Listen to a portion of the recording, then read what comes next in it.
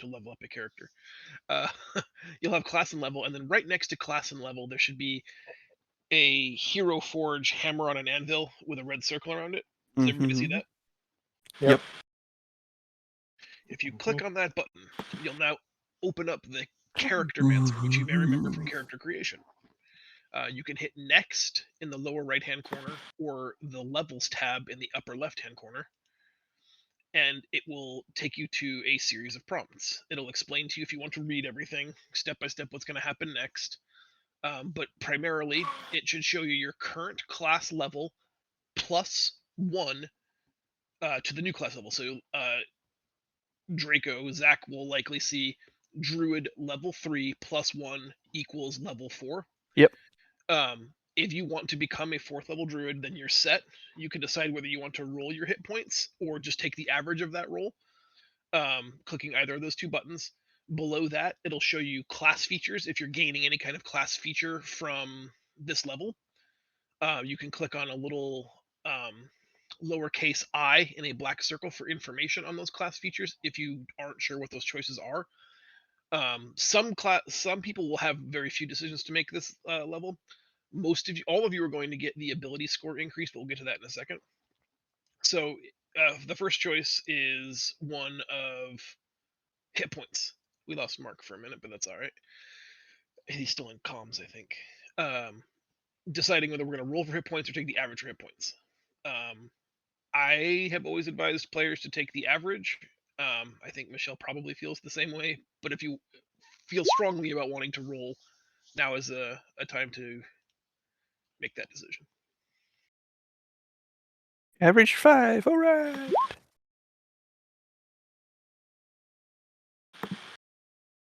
Mom's internet kind of sucks, so Mom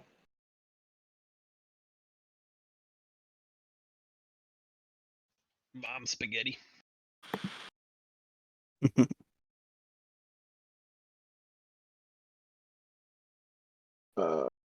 if I were text messages. Okay. After making the decision on hit points, you'll hit the next box. Again, if you have any class features that are things you have to make decisions on or that need explaining, this features tab will be highlighted. Again, that will apply to some of you, but not necessarily all of you. If you have no class features or there's no decision for you to make under the features tree, you can click next again to take you to the ability score / feats tab. This will apply to all of you. As long as you're taking your 4th level in the same class and no one decided to multi-class, everybody is a 4th level whatever now. Yay! That means you can put 2 points in any one ability score. For an example, Oni might want to put 2 points in strength, making her, even beefier. Or you can put 1 point into 2 things. So Zach might decide, like, oh, I've got a con of 15 and a wisdom of 15. Now I have a 16 in both. That seems like a good distribution. Or you can opt to not take any ability score increases and instead select a feat. In D&D 5e, those are interchangeable options, and they offer you some kind of unique playstyle, a combat advantage, a technique of some kind that allows you to do something special or unique. That's a lot to unpack, especially if you've never perused the feat. I agree with that sentiment. So you guys will have to sort of decide, I think, for yourselves whether you want to take a feat or just the ASI, they're called, ability score increases. If you want advice or suggestions on feats, I'm happy to discuss. If you want to sort of, have someone who plays the game a lot's 2 cents on an idea, but Wow, our tanks basically became more tankish. Look at that. Our tank became more tankish. Yeah. Because, more hit points, a I lot don't- more hit points. You got 7, I got 5. It's quite a bit more. I suppose. Amon needed, another 15 with how he keeps dying. wish I had a giant bowl of cereal right now. Oh, that'd be good, wouldn't it?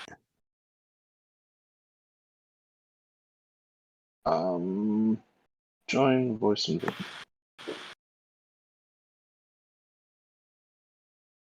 There I am. I saw Sass, but you're muted, I think. So all I can do is see Sass, not hear Sass. Can you hear me now? Yeah. Indeed. It's oatmeal. I don't eat cereal. Cereal's for peasants.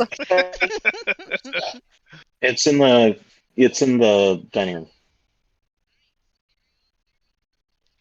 That's where I keep the oatmeal too.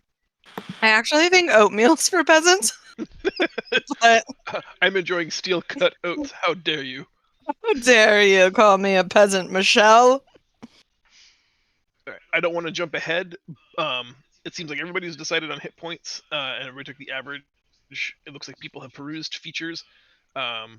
Is anybody still deciding on ASI versus feet? I am at the I moment. Almost there though. No worries. Can I take Dwarven Fortitude? No, and I'm gonna let you decide why. I mean, I'm a dwarf. Maybe I would have taught him how to do that. Are you a dwarf? No, I'm an Earth Genasi. I was thinking about my hunter in WoW. She's a dwarf. She'd teach you. You guys could be friends. Therein lies the problem.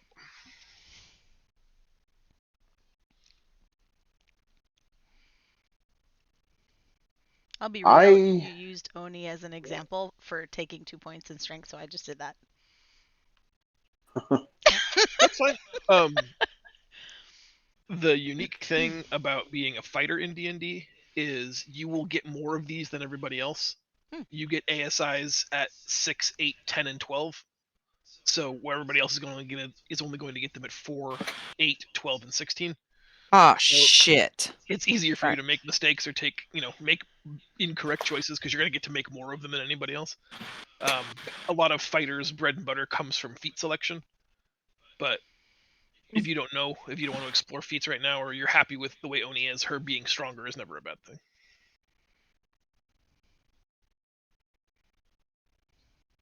What? Okay.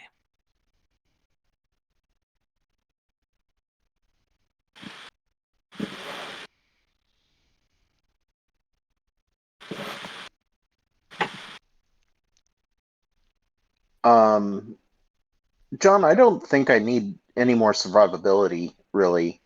Challenge accepted. Yeah. Well, I tend to be the last thing hit, so I am the worst tank. So which do you think, Sean or John? Should I do feat or ability score? It depends a little bit on how you see your role evolving within the party. If you're going to end up being more of like a support healer role, then I think you can look at some fun feats. Okay. I think if you're going to start offensively casting, if you like the idea of being able to bring powerful fire-based druidic magic to bear, then it's going to be very important for you to cap out wisdom as early as you can. So if you like the idea of like being able to fireball, burning flame, flame do. strike opponents, then you're going to want a 20 wisdom as quickly as you can get there. Okay, I'll do that then. Done. I I got 20 wisdom. any recommendations for me, John? I don't see any feats that necessarily make sense for me. So yeah, the best feats for a barbarian are like power attack. I for just, didn't even see that. lots of damage. You can Yeah, take I don't have Polearm power attack. Master. Why not? Oh, is it called something else in this edition? Hold on 1 second.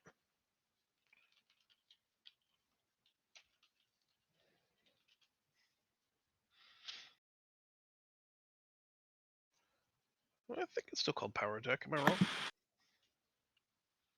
I don't think I'm wrong. You sure you don't have power attack? Pretty sure I don't have power attack. I'm gonna peek. It's in Um,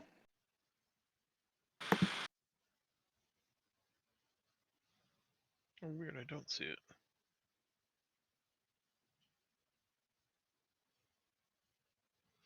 what is Crusher? That That was lets it. you I move will people read it. with bludgeoning damage. The Oh, other checking out. recommendation is if you're going to be in a tankier role, there are two Mhm. feats, Sentinel or Polearm Master, that are very useful for battlefield control aspects of tanking. Okay, Sentinel. I imagine I will continue using being a tank, since I'm really not delving out that much damage Sorry, it's compared called to Great everybody Weapon else. Master in 5e, not Power Attack, but it is Power Attack. Okay. Okay. I've selected it for you in your drop-down menu, but you can make your own decisions. And then while Mark's picking that, Zach and Caleb, if you guys hit next, there should be a spells tab. Both of you will likely have new spells to select.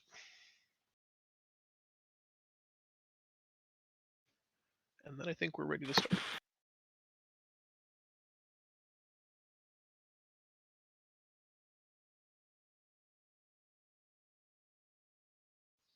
Hopefully wasn't too bad. Sorry to waste 25 No. minutes of game time on it. I think in the future you guys will be able to do this by yourself with just some in Discord questions, but I wanted to do the first one together because having never seen it, it can be daunting. I think I'm just gonna do 2 points of strength. Okay. Do I want 2 points of strength? How many? That would be a lot of points.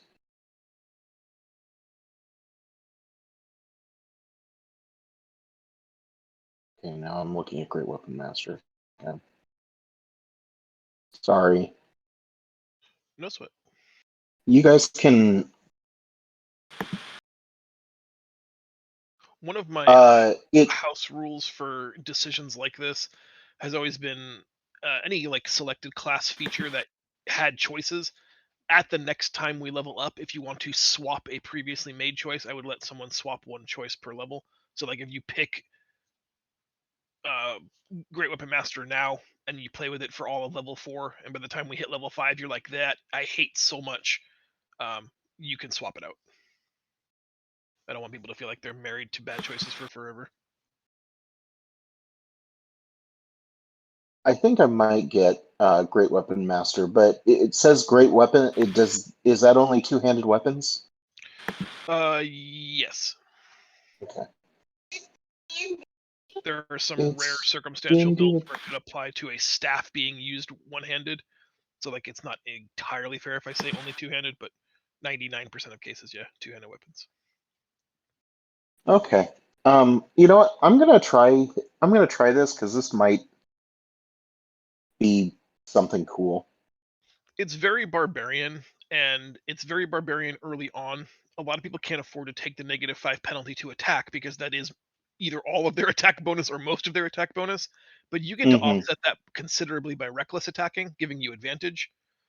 Mm-hmm. The mathematicians who run D&D will tell you that advantage is worth roughly a +5 to your attack, so they kind of balance each other out if you're rolling 2 dice.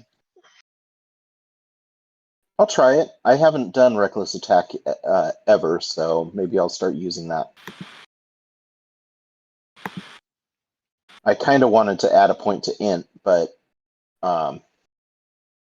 just to get me out of -2 range. But it's kind of fun playing the idiot. So Durka, durka, durka. yeah, but Mongo still wants a griffin. All right. Is everybody settled? Or can they finish picking spells while we start the recap and get going? I'm done. Sweet. I left you guys on this page last time because I wasn't sure if shopping was done, so we're going to pick up right here. Who can do the recap for me on what we did last time on D&D? Oh, Amon, since you said you're done. Is Michelle here? Uh, I'm here. I did it last week. Someone else You also take good notes. step up, bitches. Well, someone else should do that too. Hmm. I guess I can do it. I don't have my notes, so I don't have anybody's names, but I can kind of give you the shape of what we did. We fought the Serpopards. We got a bunch of heads. We turned them into money. Can I dry your sleeve? Why don't you go ask Grams to dry your sleeve?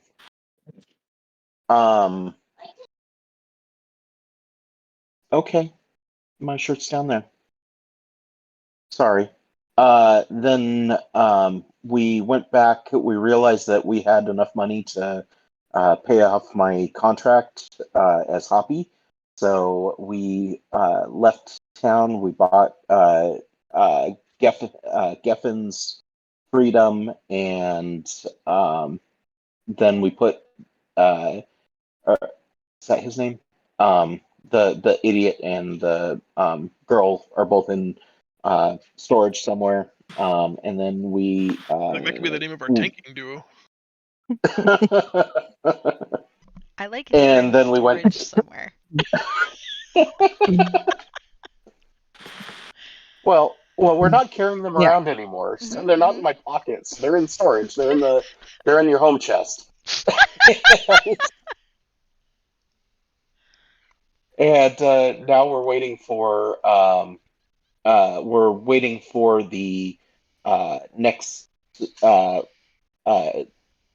land Sand barge.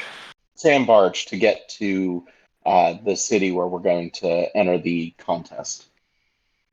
Bijou. And that's all I got.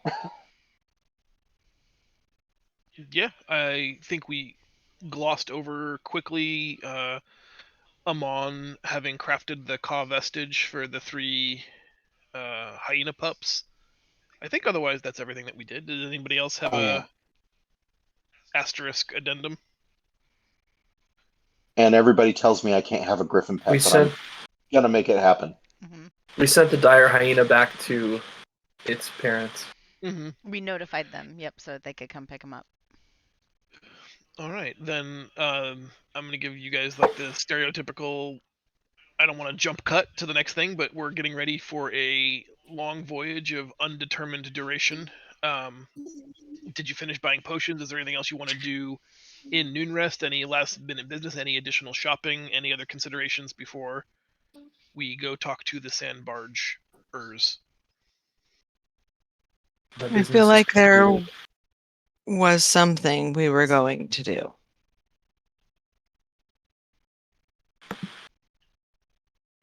Shit.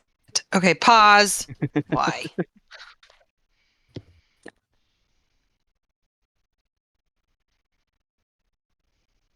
I can't think of what we were going to do. I'm ready to move on. Oh, actually, I take that back. I was wondering if there is a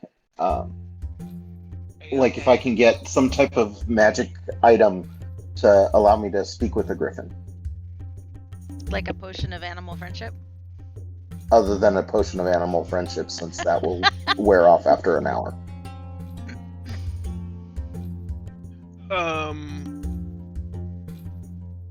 This is not gonna. Mm. You wouldn't know Okay. anything about that, and my problem is that your character is sort of also ill-equipped to begin that inquiry. Mhm. But go ahead and make an investigation check with me while everybody else is doing potions. You're just, asking people around. Like, unfortunately, they're mostly like bread merchants or cartwrights or whatever. And you're just kind of finding anybody who you think looks smarter than you and asking them, "Is there a magic thing that let me talk to my bird friend here?" Literally everyone. But regrettably, everyone is smarter than you, so it's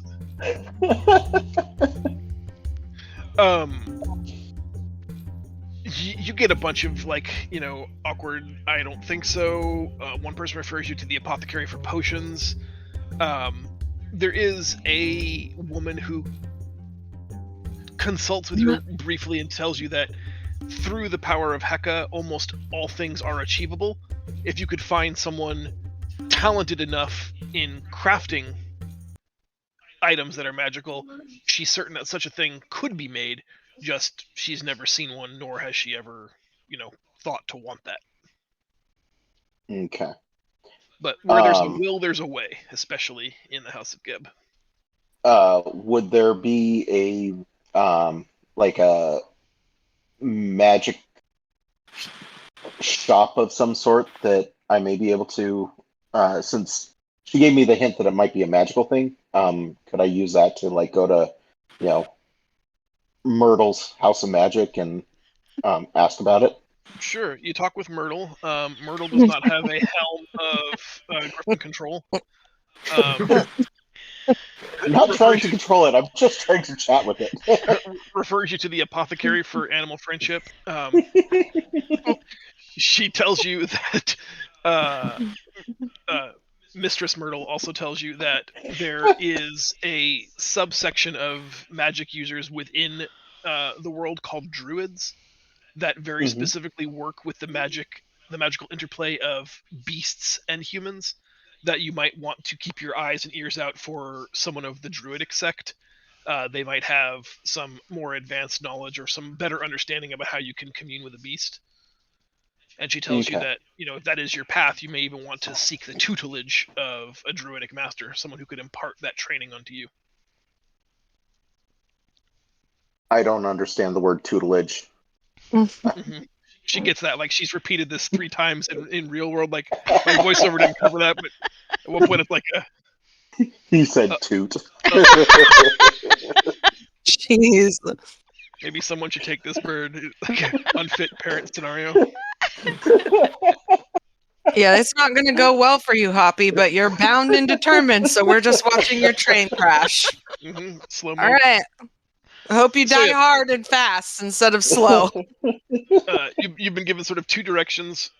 Mystic Myrtle tells you that probably seek out one of the classic druid masters, that they might be able to help or even train you on how to commune with a beast like that. Okay. And then from the man on the street style interviews you conducted, that you need to find an honest to god like crafter of magical items.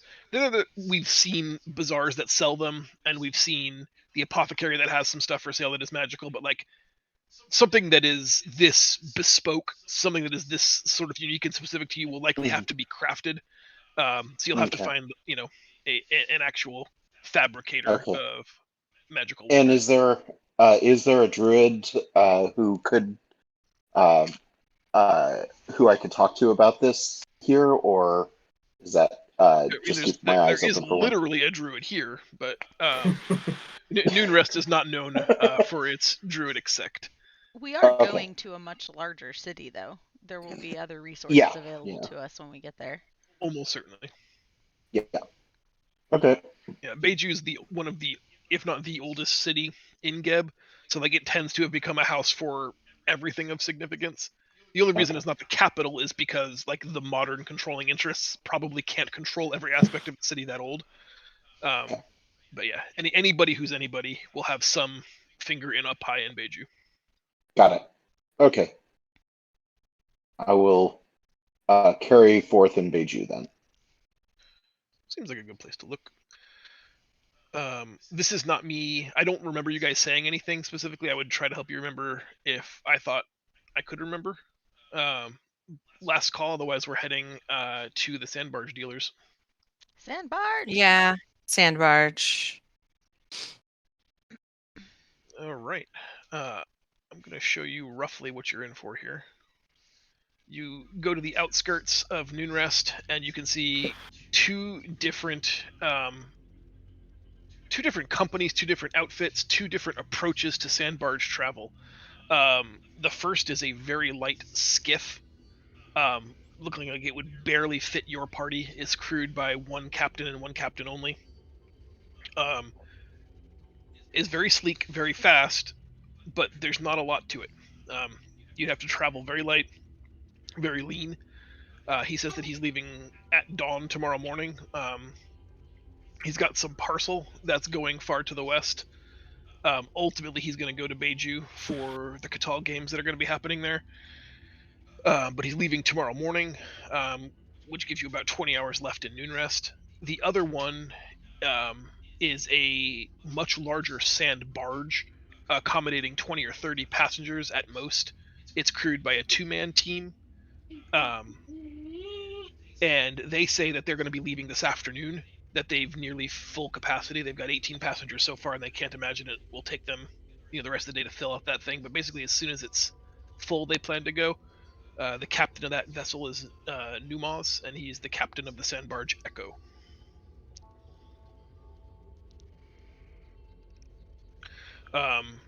He tells you that the passage that they normally ask for is 50 gold a head, and that covers food and drink while you're on the barge and safe passage from here to Beiju, although there may be intermittent stops depending on sandstorms and or where passengers need to disengage.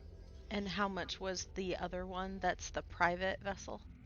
The smaller vessel is looking to do a straight shot, but because of that, he wants 100 gold per head. Let's go with the 50. Yeah, we're not in a rush. I'm We in. got Let's time. Do I need to grab my mic when I talk? No, but am I? Yes.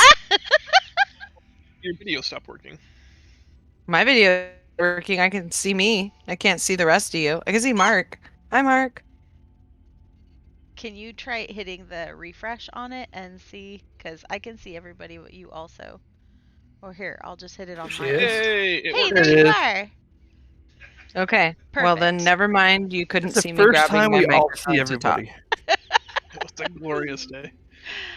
Okay, so we're each taking 50 gold off of ours, and we are getting on this. Whoa. Well, hold on there. Or are Hold we on there, using pal. Group money. I have to use group money. So, Group money it is. okay. I'll take 250 How off great of the is that? group. Our thief has 0 money on him. Oh, I but can she'll steal fix money that. anytime I need to. We were seriously just in town. I figured you would have been, No Iria talkie. is the first mate of the Echo, and she helps you get on board, collects the money, asks if you have any special requirements for the journey, and if you have any cargo that needs to be stored below decks. You said Just a good Iria? What's her name? First mate? Iria, Iria. It's not Smee? Okay, Numar is the captain. That's her last name? Her surname? She tells you that Captain Numaz is looking to leave as soon as we're Numas. full. And she sort of motions, like pointing to sort of make the introductions at range. He doesn't seem like he interacts with the customers very much. Only you recognize immediately that he is also an Earth Genasi. His body looks like it's been carved out of onyx, though, except for bands of white crackling all over his chest, neck, and upper arms. That it looks like the hard stone exterior of his body has been deliberately chipped away, kind of like tattooing, revealing a white, almost marbly texture beneath. And he seems like very classic, Spartan, stalwart captain of a ship. Like, he says very few things, and he has one emotion. And that's Strange. drive, baby. I drive this vessel. Every prototypical thing you've ever heard about, the captain of a vessel is embodied in this man. Sweet. And I'm instantly attracted to him, right? Uh-huh. That's up to you. Yeah. Ugh. I'm not you, but yes, you fucking are. Get you some onyx tattooed Earth Genasi. Mm-hmm. Like you're about to get peanut buttered from behind. He's here. Hello. Yay, Andy Griffin. All right. You guys pay out of communal coffers the passage fare. It does, as anticipated, not take very long for them to fill up. There are 28 passengers. The vessel can hold up to 30. He decides not to wait any longer and says that we'll get, well out of sight of noon rest before the sun even goes down. Unless anybody has any objections, we're going to be shipping out. Last call for noon rest. Nope, good to go. Bye, Noonrest. Bye, Noon Rest. Then out into the vastness of the dune seas we go. I've got 2 things I need to do really quickly. Let me find my die. Do not Oh. prepare for our deaths. I always Relax. prepare for them. Michelle, I don't think you've rolled yet. Can you roll a 10-sided die for me? No.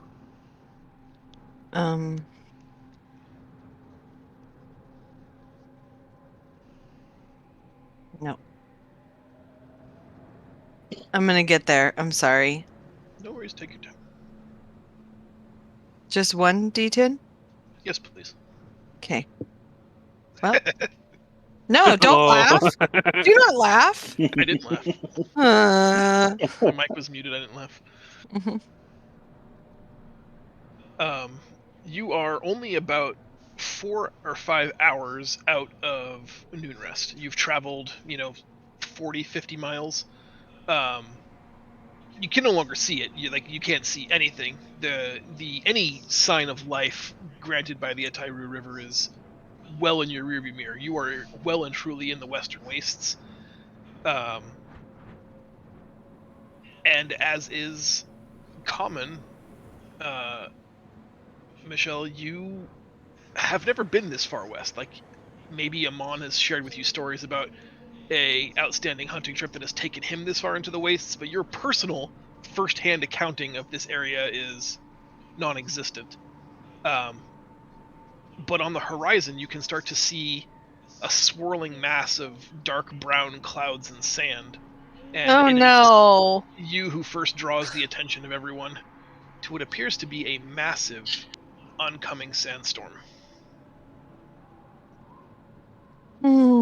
Okay. Go Do ahead. am I role playing that or no? If you'd like. No, it's okay. Oh, no, now I want to. Captain Numas! No, I'm not gonna talk to the captain. I'm gonna be like, hey, Amon, I know you're really good at fighting things. How good are you at fighting sand? And then I'll just point. And I'm gonna call for the captain. Say I hate sand. It's coarse and rough, and it gets It everywhere. gets in your It's naughty everywhere. bits. Or Annie. Yeah. The Breaking my captain, gears. the captain just puts his hand up like he's already aware of it. Whether he is or not, he's too cool for school. He's not going to give you the satisfaction of knowing that you drew his attention to it. It is coming almost perpendicular to the path you're currently on. So if you guys are heading, dead west, it's coming north to south. We're running right into it. Basically, unless course is altered significantly, this will overtake you in a matter of minutes. And that could be part of his plan. Iria is walking along with the passengers and telling them to stow anything that's, easily breakable. If you've got small children or pets, please follow her downstairs so they can be stowed below deck. And is passing out bring these Andy leather down there. shawls that are just thick studded leather drapes with Mhm. cowling on them to wear as impact armor against the sands. This is a thing she has foreseen. It's a thing that they encounter all the time in the wastes. But it's like when a flight attendant is passing out or helping you put on your oxygen mask. It may be routine. It doesn't mean it's not terrifying. There is some issue of several people wanting to go below deck, even though they are able-bodied adults, just because below deck seems safer than above deck.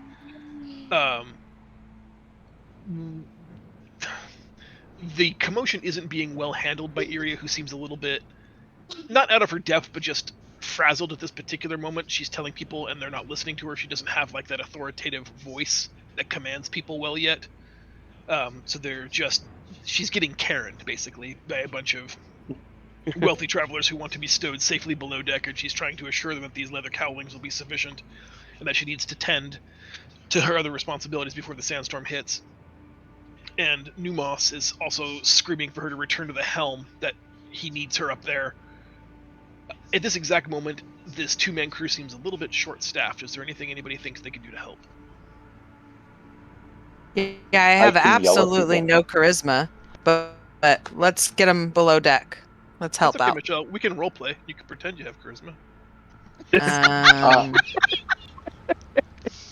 I'll step forward. Okay. damn. John's back at it again with the insults or feistiness. So is this above deck or below deck that this is happening again? Above deck, there is Above like a deck. small cargo area below deck. It's not quite tall enough for you to stand up in, but like it's where they're putting the little kids, where they're putting animals, where they put dangerous, breakable goods. And there are people who are like, I want to go down there too. I don't care. It seems so much safer. And she's trying to explain to them, no, you got to get back in your seats, put on your seatbelt, wear your leather apron. Everything's gonna be fine. Also, all the time while she's being yelled at by the captain, and there's just this deafening sound of a sandstorm approaching. Like you can tell she's just, he needs me, and you just need to sit down and. Okay. Can I try to intimidate everybody into? Hold on, Just- Zach was talking. I'm going to shoot a big shot of flame out of my hand, away from the sails, of course. Try to get people's attention. Oh shit. And then go, guys, lock up, listen to her. Let's go. Let's go. Let's go. Okay. And I start following, getting, harnessed in like she's instructing everybody to do. Why don't you make a performance roll for me? And I'm going to give you advantage because fire is very attention-getting. Okay, let me get my... John, I also have land vehicles proficiency. Is this a land vehicle? Indeed, it is. It's a sand So- vehicle. So, sorry, that doesn't apply. Sand isn't land. It's a totally different word. Draco, your flare shot from your finger guns did have some success. Like the giant starburst rises up out of them, and everyone's kind of like, "What the hell is that?" Like thinking the sandstorm is shooting at them. Right. It gives it breaks up that monotony, that it breaks up that logjam just enough for people to start paying attention again. And then she's like, "Look, sit down or get off the barge. I don't care which." But that was what she needed to sort of help get control of that situation again, was something to break up the Karen screaming at her face. Right. She then locks the downstairs storage hold and goes back to the captain. They talk briefly for a minute, and he shakes his head no twice, and you can tell that she's doing like a, but I don't think we have another choice, like, kind of questionable shrug with her hands in the air. And he looks back over his shoulder at the crew, looks at the oncoming sandstorm, and then turns the wheel like 45 degrees to the Ooh, south. shit. And now you guys are basically moving kind of like racing away from the storm. Not quite away from it, but at a 45-degree heading, where at least you are no longer perpendicular to it. You're now sort of moving away from it at an angle We won't be broadsided. Nice. on an entirely new heading.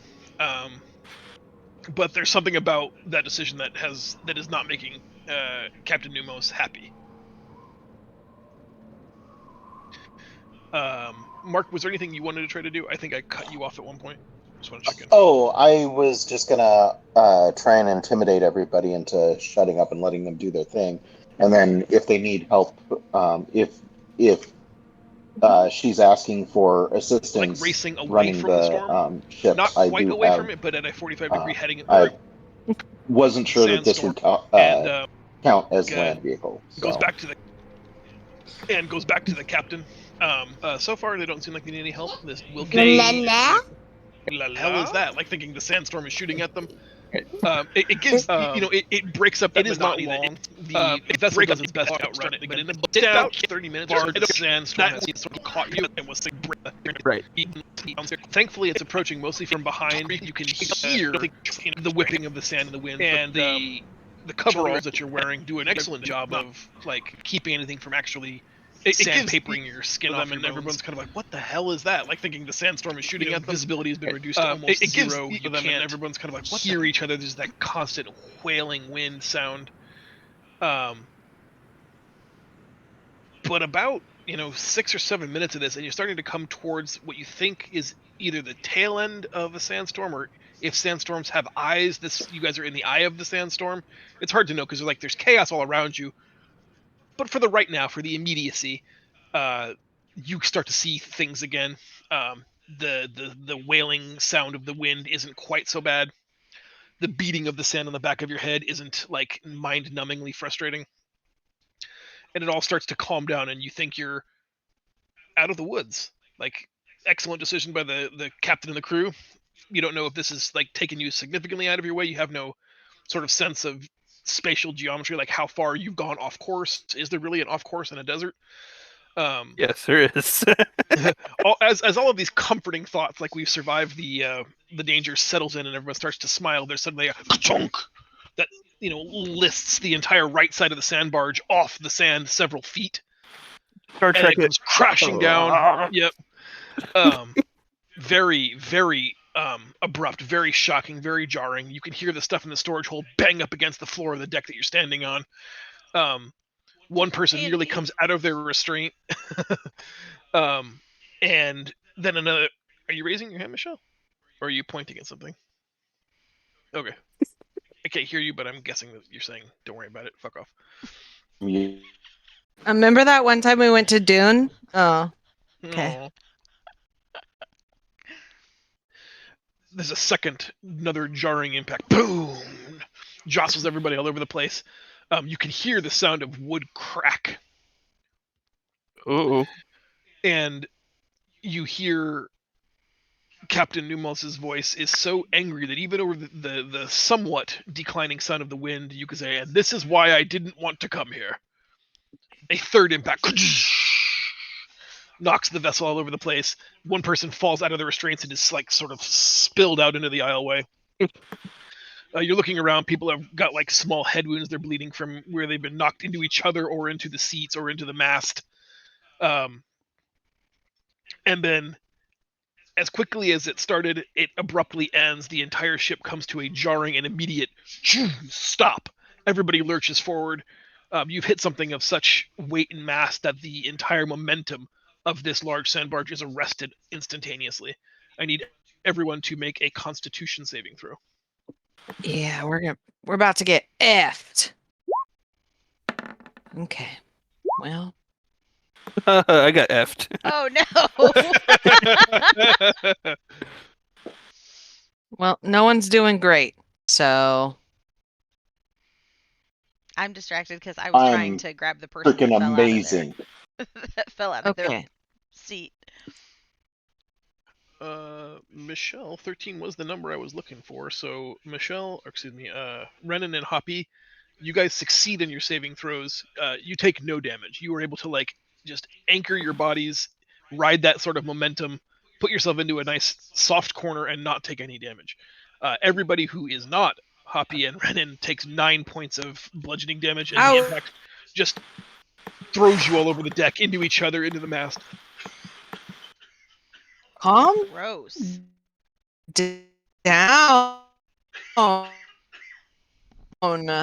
a way to start. Sorry, I'm dying. 9 points. Damn. It's jarring. It's a and worm. brutal. Welcome to Dune.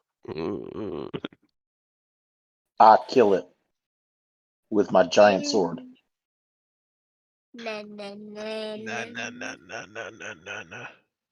We're Shades of Batman for a minute.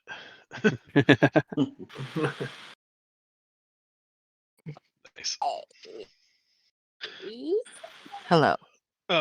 There's like that sort of car crash aftermath where you can hear that ringing in your ears. Those of you who were jostled about, there's that sort of storm of chaos where everything that was in motion is now starting to settle. So you've got sundry goods, paper items, all just kind of clinging, floating in the air. You look up and you can see that the mast, the large center mast, is cracked in half, and there's this sail sort of draped over people that are blood spotting it from their injuries. And your immediate sense of orientation is that you were like high on one side, that the right side of the vessel, the starboard side of the vessel, is like 6 or 7 feet higher than the port side. We're sinking. We're sinking. Yeah, right. Get on the door. There's no motion. There's no Abandoned ship. momentum. You're not moving anymore. The one bit of thankfulness in all this is that you are only just now in the very tail end of the sandstorm. Having been shook loose from most of the safety measures that the barge affords you, you have limited visibility, but the sand is doing no real damage, other than it is sort of disorienting to hear that much. Just to hear that volume of sand moving across the desert has its own unique sort of distracting sound.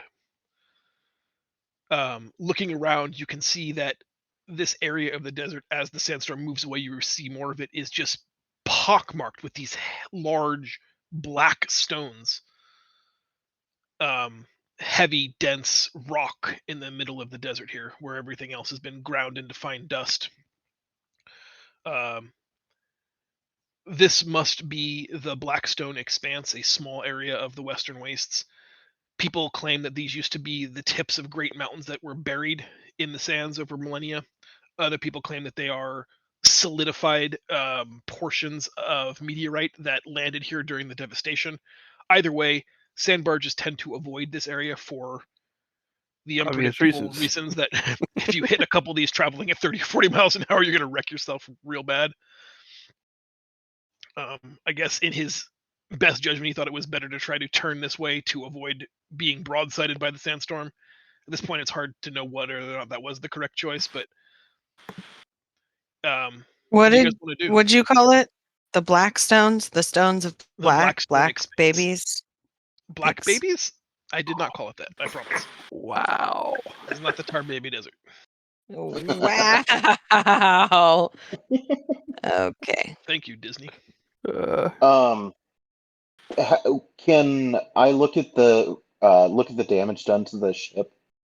Is that anything that I can help fix? Yeah, so I'm gonna sort of treat this like our first de facto skill challenge. I'm gonna go to character to Yes. character. Each of you give me some idea of like what you want to do, and then we'll do all the rolling sort of at once. So Mark says he wants to inspect the damage to the vessel and get an appraisal of like how fucked we are. Oni, what would you like to do? I want to ask the captain what we can do to help. Okay. Renan? Brennan's gonna Steal everything from the cargo hold. literally, I was just gonna say go below deck and see if there's anything of value that I can take. I am who I am. You don't have to like it.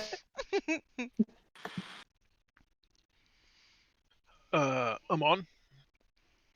My first priority is making sure that everyone's safe. Checking on all the people, making sure no one's too hurt, or making sure that everyone's accounted for. Okay. And I'll start healing what I can. Okay. We'll work in reverse order.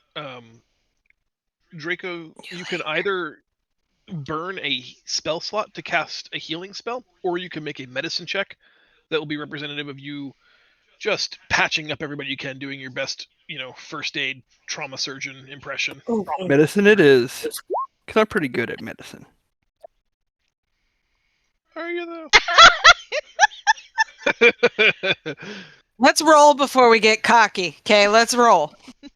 Oh, Damn it. That I gotta. 10. You do a pretty good job of like, doing. Well, I doing didn't. what, like, a I do have triage. concussion right now. Okay. Right. So Yeah. it's a little off. They're like the obvious like, what's wrong with me, Doc? And you're like, oh, well, you've got 6 feet of timber stuck through your sternum. That's gonna hurt. You're gonna go here in the I don't think I can help you pile. You small head wound, I got you. Druid heal. That's right. There you go. And you sort of work your way through the crew, like triaging. You know that you don't have the training or the spells, quite frankly, to heal everyone, but you're trying to make those hard decisions of this is the thing I can help. Unfortunately, this is the thing I can't help. Right. Amon's helping you. Amon, I think Cute little nurse right there. Thank you. why don't you give me a perception roll? That's you helping him sort of like find and bring him the most injured people, and just kind of keeping an eye on everything that's around. You can't help but be vigilant. Nice. You bring him the people that you think, in your estimation, he can help, while kind of stepping over or ignoring the people that are like grievously wounded, like the guy that's just the top half of his body, has just enough energy to sort of claw at you as you walk by, asking for help. Like, You know, it's tough, but there's no good berry on earth that's going to fix that. So you skip him. You do notice that several of the passengers have been cast off the sand barge into the desert sands, and they are either unconscious or milling about, completely lost, because when they were still conscious a moment ago, they were on a ship, and now they're alone in the desert. So that's kind of jarring. Someone should probably look out for them. Renan, while all Wait. of this confusion, Yeah. We I should put my get cloak everybody on on. the ship. Wasn't that I'm what gonna caused the one yell. spill? I'm gonna yell off at the people who are wandering and say, "Don't move." They're not going to listen to Sandworms. you. They have worms. Sorry, I didn't mean to interrupt you, John. I'm just wanted to make sure that you know that I put my cloak on in the chaos. if you're attuned to it, like, my rule of thumb for magic items is, unless you tell me you're not wearing it, I'm going to assume you are. Okay, cool. I like your assumption. Like, there may be a circumstance where you don't want it equipped, but otherwise I'm going to say you probably are wearing it. Thanks. For fashion reasons. I don't care about that. In real life, I do, but not written. Okay. Renan, don't give a fuck. Mm-mm. The chaos confusion of the last 30 seconds has afforded you opportunity, as you like to think of it. Everyone's so busy trying to save lives or help their fellow man. Pouches. No one's noticed that the cargo hold door is completely shattered and rent asunder, leaving an open cargo bay. Not even a closed door, just an open portal. Yeah, I would like to sneak on over and see what I find. There are 3 younger children, between the ages of 5 and 8. Oh, hell no.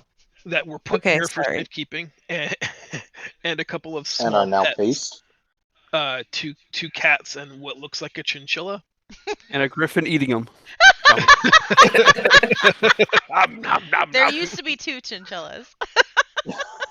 I assume that the bird stayed with Hoppy, but this could be really bad, yeah. He did say he went down there. Hmm. Yeah, I There's- put him down there.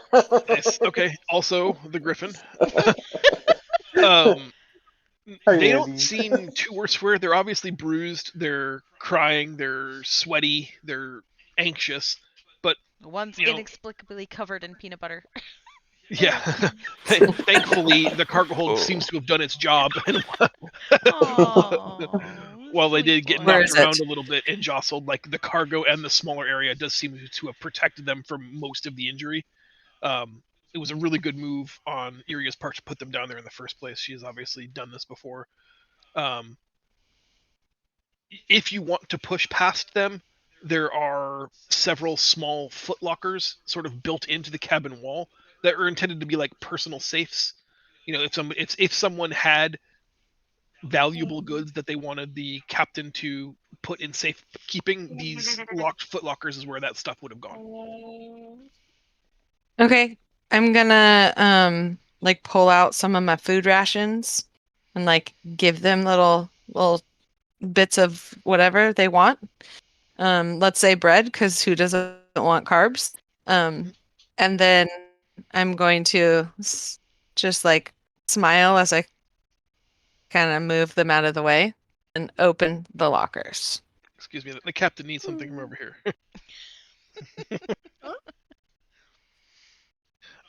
We'll come back to this in a second. Uni, what were you doing? I don't Oh remember. man, but look, I rolled.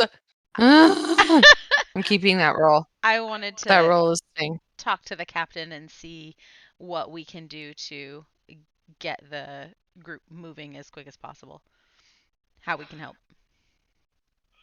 He's badly injured. You think he's broken his right arm and most of the ribs on the right side of his body. He kind of just planted into the steering wheel while trying to keep everything on track and upright. He's bleeding, but it looks, because of his Genasi heritage, it looks sort of like molten lava bubbling up out of the Earth's surface. It's got a viscosity that doesn't quite look like blood to you, but there's an element to it that's almost beautiful. Mm-hmm. But he struggles to get to his feet and tells you that, well, we're going to go nowhere fast with a busted ass barge, get those people off the sands if you can. Tell everyone to stay calm and stay quiet. And then he goes back to talking to Iria, talking to her about making sure she can get down to the lower cargo hold to get the repair materials. Okay. What? Amon's yelling. I'm Get gonna off the I'm gonna sand. call Draco up when he has a moment to tend to the captain, and then get with Amon, and we're going to come up with a plan for getting the people off the sand. And Hoppy, you wanted to make an appraisal of the damage done. Mhm. Sorry. I don't know if it's clickable in Roll20 or not, but if you can click land vehicle proficiency and choose wisdom as the stat to roll with. Do you follow what I'm saying? Yeah. Yep. Nice roll. You spend 2 minutes just kind of looking it over. Fundamentally what makes these work. You don't understand the Genasi magic involved in making them slither across the sands, but you understand that a vehicle has to be whole. You understand that a hull has to be intact. You understand that it has rudders. Your assessment is the hull itself looks like it's mostly intact, which is good because that's going to be the hardest part to repair. Mhm. The starboard side rail that it runs on has been cracked and significantly damaged, as has the center mast. But in terms of like long-term, on a long-term voyage, they would likely have packed materials to repair or replace these items.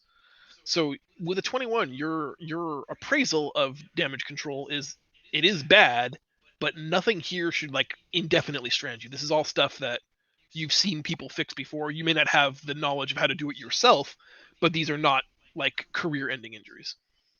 Okay. Can I go find the area and see if I can help? Sure. We're going to cut back to Renan in the hold. You are looking to open the locked footlockers. You can keep the roll if you want to. Are the bonuses the you. same for thieves' tools as they are for sleight of hand? It's a wonderful question. Sleight of hand is more like dexterously picking someone's pocket or palming a card, but like actually breaking into a footlocker is thieves' tools. It is not. Are And- thieves' tools better? No. Thieves' tools are worse? Yeah, different. Sleight of hand is dex, and thieves' tools is strength. I mean, I can. No, thieves' tools are dex. Oh, You can pick any stat, but then yeah. I don't... dex. Oh, So the okay. roll I is see what you're saying. unless you- Okay, I understand. Let's just see. No. The answer is no, but still not terrible. Do you? You didn't take expertise in thieves' tools, then? I got you. I'm proficient. What are your expertises? Just out of curiosity. I don't know. Those are I the don't know, skills with ask the me check questions. mark, right? No, those are proficient. Rogues are a specialist class. So are rangers. They get an ability called expertise that will allow them to choose. Well, in her case, it's 2 skills that gain double proficiency. So there will be 2 skills. I believe that I did sleight of hand Mm-hmm. and stealth. So maybe I should change one of those to thieves' tools. I see what you're saying. No, I was just asking. You don't have to. Either check is plenty good to open the first of the footlockers. It's like a clamshell that opens this way. Mm. It's a very simple lock. It's more like you call them like honest people, honest locks, where there's no impediment whatsoever for someone of your skill. This is just meant to keep curious eyes from viewing goods more than it is a stopgap to prevent actual thieves from thieving. You open up the first one, and you find ceremonial priest vestments, beautifully ornate. The neckline and the entire perimeter of this ceremonial gown is lined in platinum. Ooh. These are Isis robes for sure. You can tell by the iconography on them. Very, very important for some kind of religious ceremony. You're not necessarily familiar with that ceremony, but it is covered in, several hundred gold worth of platinum. It's religious. I guess what I'm saying is, it's religious significance aside, it has just raw monetary value based on the precious metals used to create. Is this the only thing I can open to look through, or did you say there was multiple There are 2 lockers? other footlockers beyond this one. Yeah. Okay, I would like to open all of them before I decide which of these things I will be taking. I'm surprised it's not just all. Nope. Uh, I the still have second- a heart. But we might be able to use that as some kind of disguise. Yeah, Art? Poppy can go in as a priest. I have a Priestess, disguise excuse me. kit. We don't need that. Okay. the second footlocker has a, what's the word I'm looking for? Like a censer, a religious brazier for burning incense. It's ornate and is dotted with some lapis lazuli stones around its perimeter. It has incense packets adjacent to it and a prayer book, but the prayer book has been Grocery bag. written in plates of gold. So the book itself is like 5 inches thick, and each page is like a 1/4 inch thick sheet of gold on which prayers and ceremonial adherences have been scrawled onto. And what's in the third locker, Vanna? That's the wrong show. Oh well.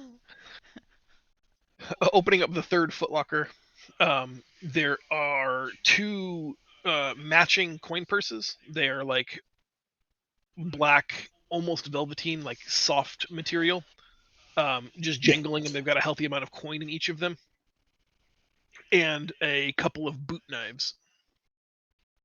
I will take one of the coin purses, Wow. shut everything You're up, so and walk constrained. away. So all I'm you're a taking is one modest coin. thief. Okay. No wonder you're broke. Well, I suppose she does also realize that we are still stuck with these people until we get where we're going. Wait, I take it back. I am going to take like 2 handfuls of gold from each of the purses. And then, but not take either of the coin purses, just like, Nice. 100 gold Lighten the worth. load. Yeah, they don't need it. Or however much is appropriate, whatever you deem appropriate. But I don't want to It's very inappropriate there, stealing. And of I want children. to give In each one front of the. of children. Wait a second. And I'd like to give each one of the children a gold piece, and then I just go, shh, Hmm. Okay. and I walk This out. is a bad idea. Ninja dust. Two exciting Poppy, things. The first is that as you open the coin purse and reach your Oh, greedy no. little hand in, cup-wise, it comes out. The bag is full exclusively of electrum pieces. ouch. Of what?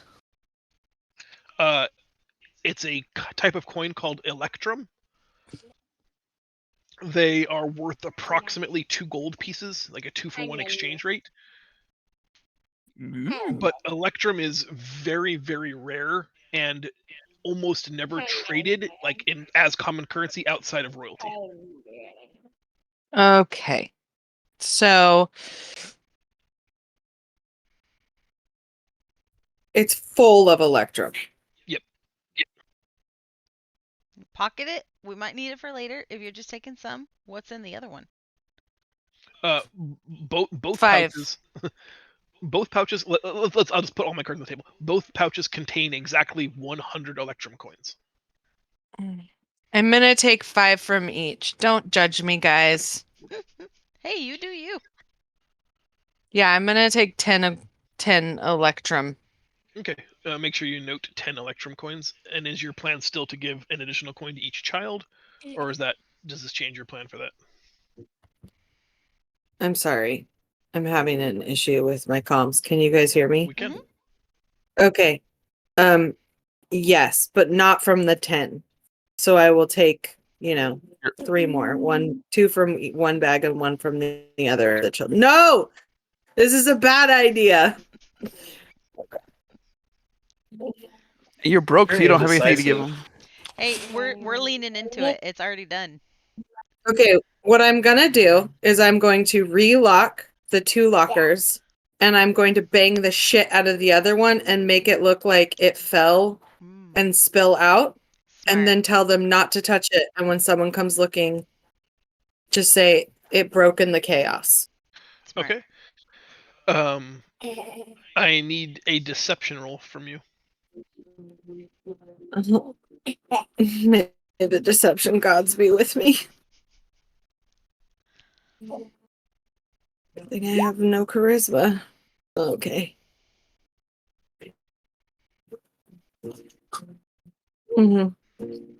This is why we don't say we're good at things. I mean, so here's the thing. They're kids, and they've just been through a trauma. And, like, as dark as it is to manipulate that scenario, you're fairly confident that, like, you've done well in convincing them not to talk about it. I'm gonna give him the ragdoll. Don't I have a rag? Oh, that's the other campaign. God That's the damn other it. the Sorry. you create authentic battle damage on the third footlocker by just beating the shit out of it. You look at it twice and go like, maybe. Like, you have no idea what authentic battle damage looks like in the inside of a cargo holds footlocker, it turns out. But you think you've done a good job. At least if the kids like reinforce that story, it'll probably hold up. But so far, of every aspect of this particular comment you're running, this is the weakest link. Yeah, I don't give a shit.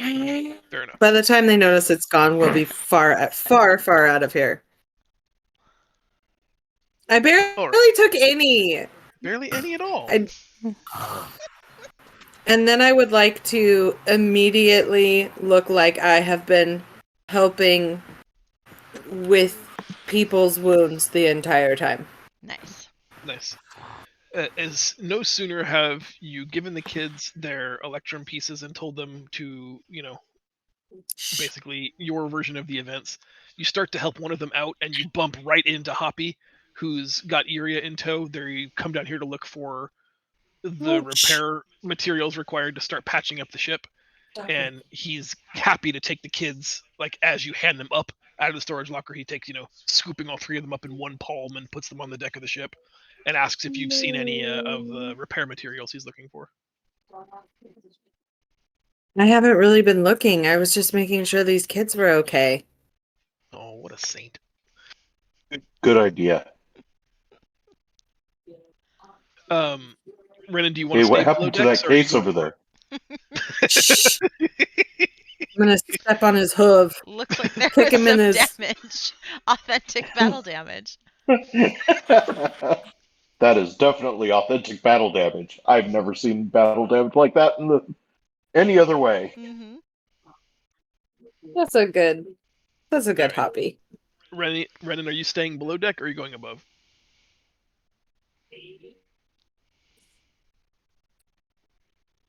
I hate when you ask questions like that.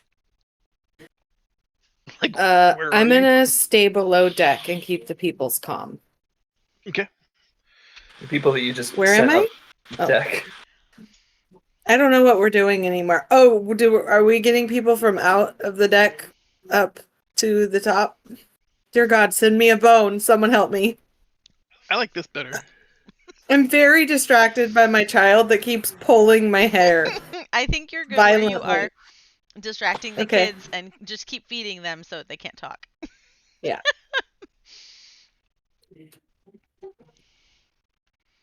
Stay on the scene of the crime. Crime scene of the crime. Exactly.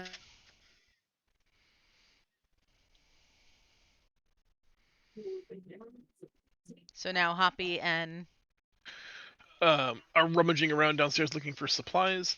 On deck, Draco's still healing people. And Amon, I need you to make another perception roll for me. And Do I get healed at all? That's up to Draco. I guess I would be helping other people first, so I'm not gonna. Mhm. I'm helping other people first. And I've joined You said Amon perception. to try to get Yes, the please. people back up onto the ship.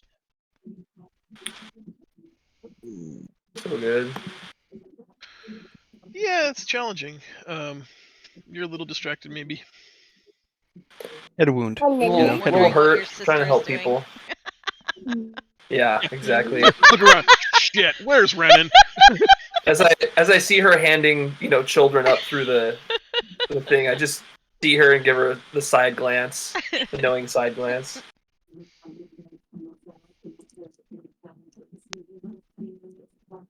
What is that song? Oh, I'm sorry. It's my child. Oh, it's fine. No, Song. it just something about He's it got a sounded great almost voice. familiar. Like a combination of Fergie and Jesus.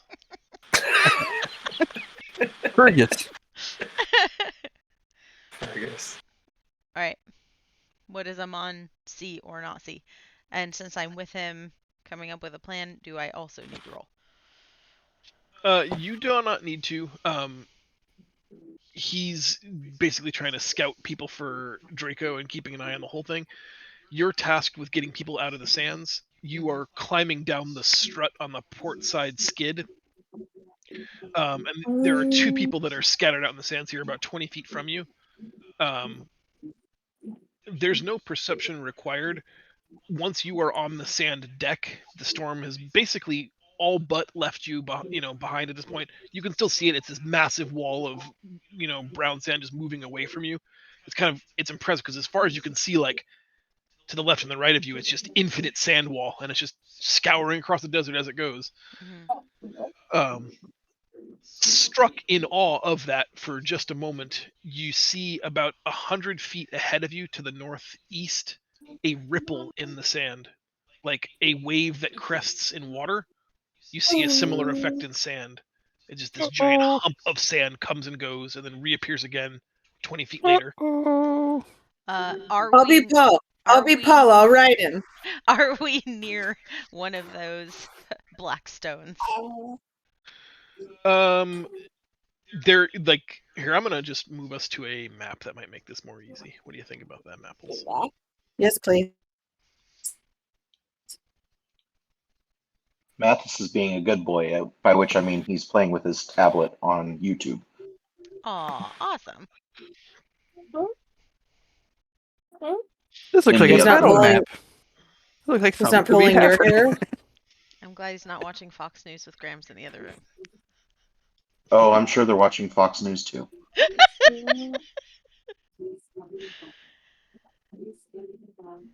Okay. So where is this ripple? It's off the screen, right? Yes. I'm sorry, I'm showing you direction. Okay. I'm not sure how zoomed out you are, but like in the direction of my green ping. Okay. Thank you for doing that. That's really close, John. That's the direction, not the Jesus. distance. The direction. Oh, You said over 100 feet. thank you. How Can big? 100 I- yards. I see the ripple, and can I run to Draco and ask for an expedited healing? Sure.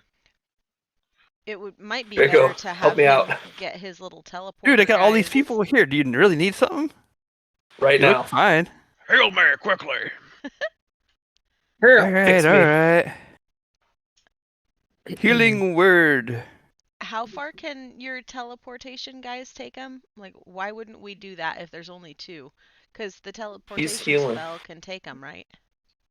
Yeah, they can go. What was it?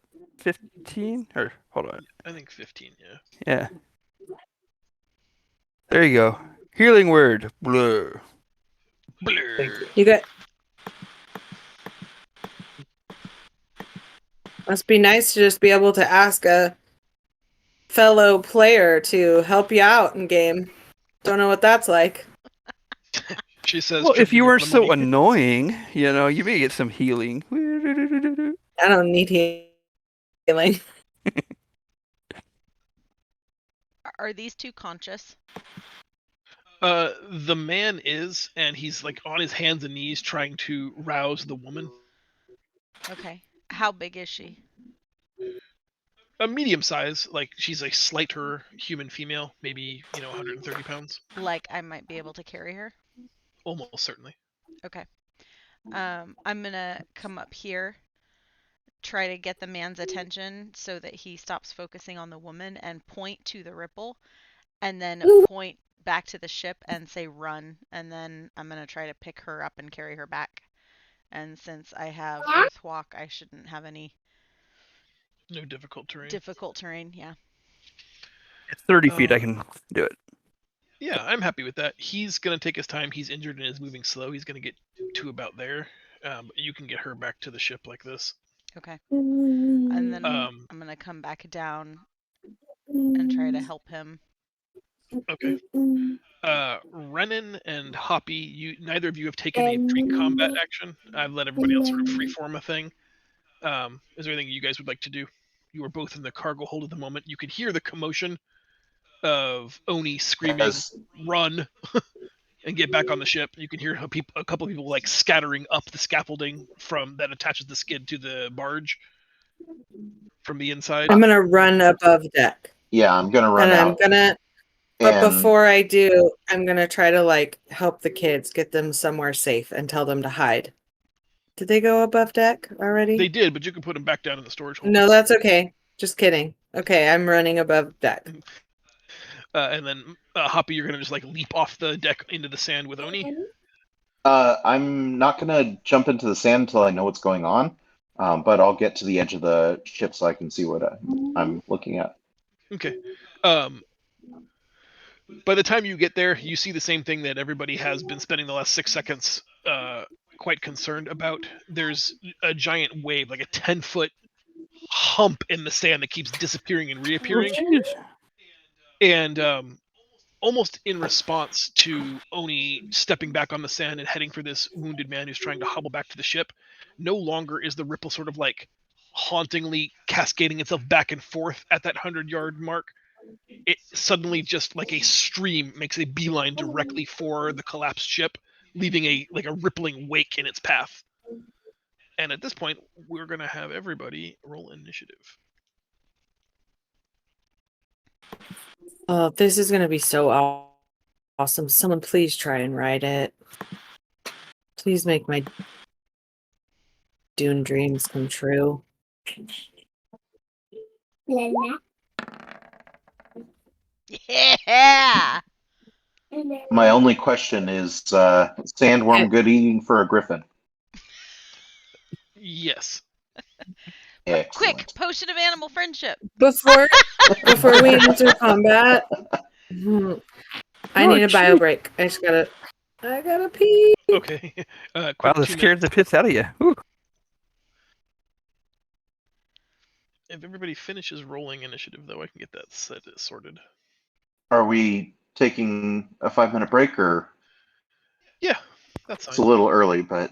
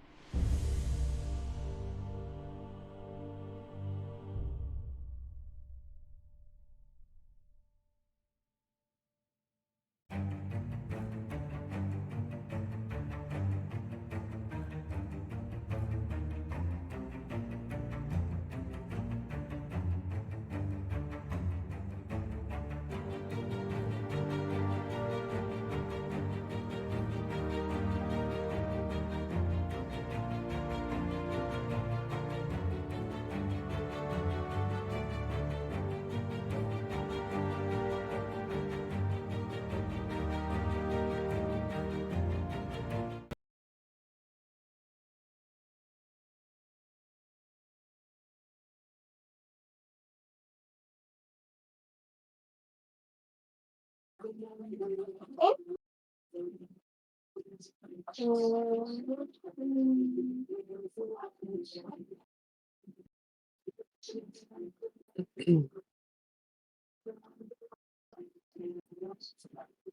right, I am back. Who else is ready? Me. Here. Me. Present. Solamente missing un mark. A wild mark has appeared. I'm here. I was on mute.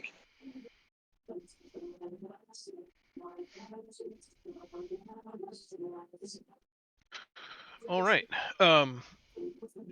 As many of you have suspected and anticipated, the ground Yes. trembles beneath your feet. The sand suddenly explodes in a shower. There's this devastating cavitation.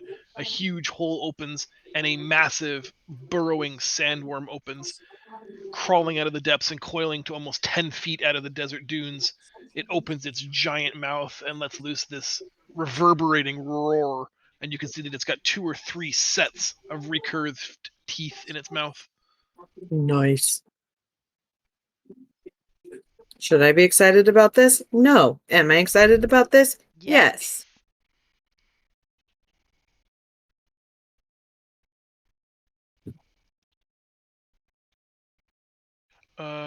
Amon, you're the first to act. What do you want to do?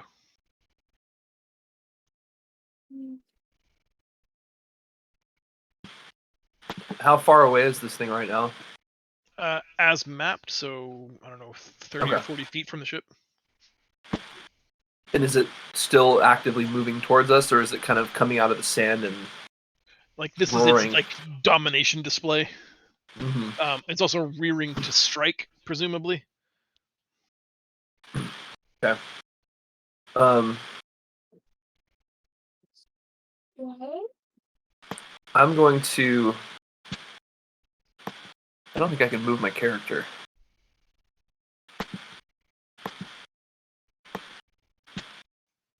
It sounds like a personal problem. See, first diagnostic Oh, check. I got Just it. make sure you have the select move tool. I just had to zoom in a little bit. It wasn't letting me. I'm just going to move to this rock. And just kind of. I'm just going to pull out my bow and fire off a shot. Down the mouth. Classic, make it angry. How big did you say it was?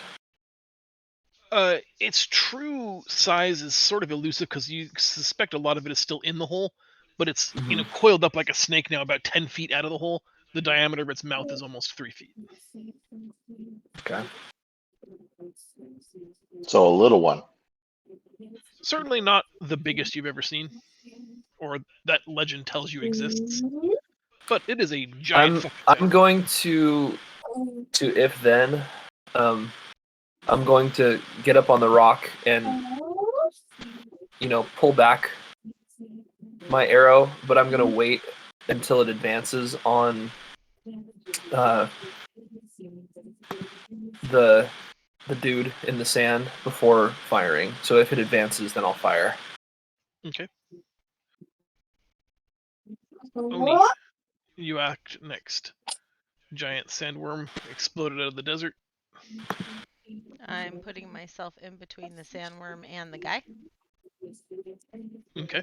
Can I attack it from here? Does it have a huge fucking hitbox, or? It does, but it is the size that the token is, so you'd have to be one step closer. Closer. Which, if you want to be, I'll let you be. Like there. Yep. Alright. Can I get there in one turn? Yes. That is a hit for 9 glorious piercing slashing damage. You cut through it. There's like this momentary resistance where the chitinous plates that make up its armor slow down your blade, but once you get to the abdomen, it rends a lot easier. You slash through him. It's got thick, almost orangey blood. It kind of feels like the innards of a pumpkin pie spill out across the wound track you've rent. Any other actions? Just to put my shield up.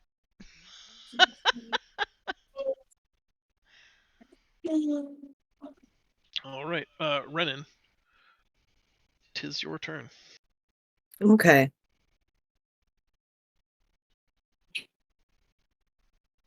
I'm assuming that is well within range of my short bow. 'Tis. Okay, I'm not going to move. I'm going to sneak attack, and I'm going to cunning action. If I hit. Unfortunately, A the 16 doesn't hit? It's a does huge not thing! Fuck this guy. I hate fuck him. this game. I quit. I'm gonna go back to robbing children. I hate everything. Stupid bullshit. Standing your eye is why, we just had After I shoot my arrow, I'm just going to bend down so no one can see take it me. in the butt. No. No, exit only, sir. How rude. The giant worm, I just Mhm. Well, I can miss it.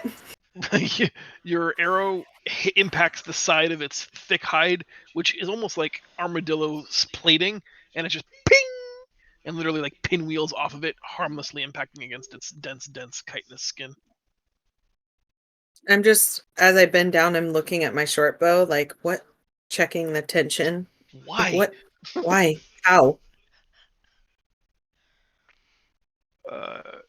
Draco, it's your turn now. Okay. I will go ahead and bestow my circlet of blasting and do my awesome scorching ray at Mr. Dude over there. So here's the first one. You missed the Second attack one. roll. Oh, I should probably do that, huh? I mean, it'll tell us whether or not you're actually doing damage. An important first step. Where's my button? Where did it?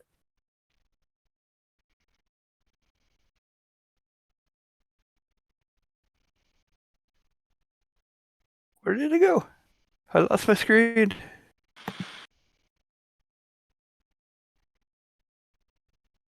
I like how Michelle has turned off her video to literally hide her face in shame. I can see I her. see her. Oh, I can't. I assumed it was a purpose. Rude.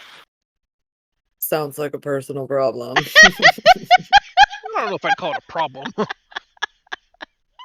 Ouch. my ego is wounded. Oh. So, okay. So I'm doing Scorching Ray, so I get a roll for a hit. 3 rays, 3 attacks. Yeah. That was a 3. That's just damage, bud. Oh, there you go. There you go. You gotta click the name instead of the damage. That's what it is. It's a little different. First one hits, and I'll let you keep the 889 unless you roll better. 8-9's fine. 889. Yep, all 3 hit. Damn. Nice. Mhm. So pissed about that. See, that's how you do it. Just so you know, Rendon. And Right there. like extra flourish, the little diadem at the center of his circlet made the shape of a small short bow and fired 3 flaming arrows. Perfect. Yes. That's even better. And then, No what comment. I'm going to do is cast my my little dude, my little midget me, my wildfire spirit, and yeah, where would he can go 30 feet from me? So that's 30 feet. I really need to get my measurements, figured out a little better. Okay, I'll do off to the side, like right here. Boop. Because I don't want it too close to Oni, because otherwise she'd get damaged. So Thank you. Make sure she's a little away. You're welcome. So, John, because I said I was waiting for it to attack, am I still waiting for that to happen? Since It that has was- not attacked yet. Yep. Bro, chill out. Sorry, talking about Okay. And since Oh, Technically, you said that was a approach. fair question, so Michelle. Goddamn. And like Just because you missed. Brady Bunch style, your face is right next to his face on mine, so you were looking at him when you said it. It was amazing. Zeke It is looks like just she's like yelling at you. ripping Pig. farts. Like he's just ripping farts, and I'm like, calm down over there. It's wild. So apologies. A perfectly fine D&D question on to the game we're playing that's live streamed. Awkward. Okay, now that he's cast him, he's gonna shoot Flame Seed.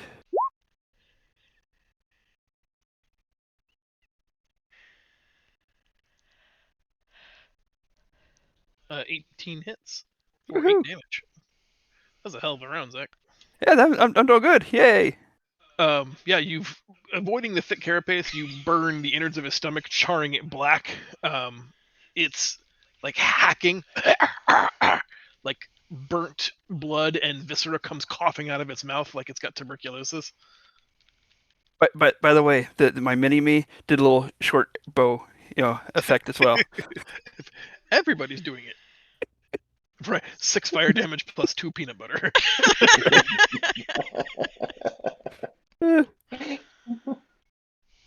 Hoppy, it's your turn.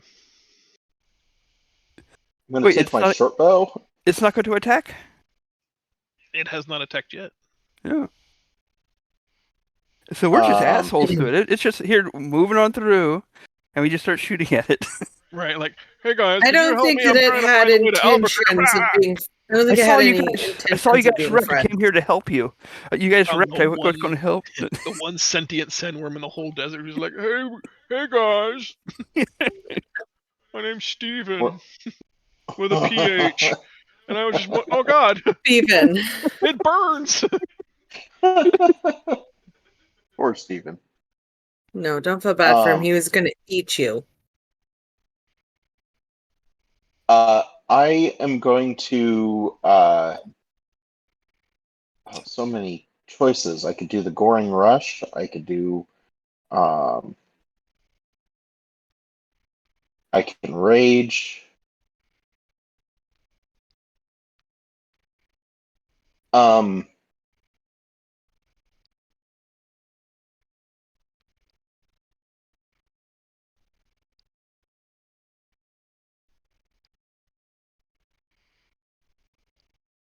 I'm gonna recklessly attack. I haven't tried that yet, so I'm gonna try that. That seems like Um, What's that? nothing. That's what I think it looks like. So rage and reckless attack, and I guess I'll do the. I'm just curious about this, so I'm gonna do the weapon master as well.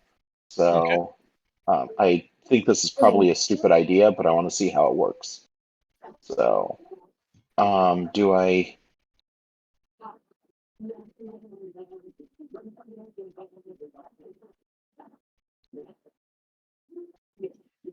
So you have advantage because of reckless. You Mhm. rolled 21 minus 5 is a 16, which unfortunately misses. Okay. Had you Stupid landed, 16. it would have done 22 damage. Okay. All right. Oh well. Dims de breaks. Yep. All right. In retaliation, Stephen with a PH, who has just been grossly accosted by all of you for no reason whatsoever, in self-defense, now has to protect himself and will attempt to bite Oni, the only person so far that has dealt any damage to them. Well, that's in melee presence. That's in melee Directly. range, yeah.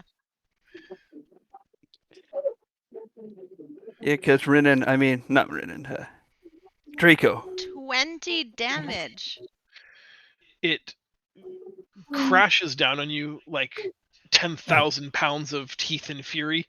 It bites through your breast mail, collapsing your shield, curving it around your arm, and just the sheer crushing force of those piercing teeth like bore through the plate mail into your spine, into the tendons of your leg. It feels like almost certain death. And then it tries to withdraw back into the hole. Oh, fuck no.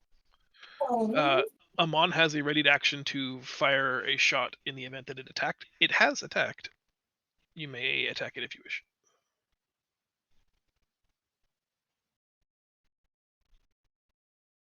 You better freaking attack it. Just bit Oni.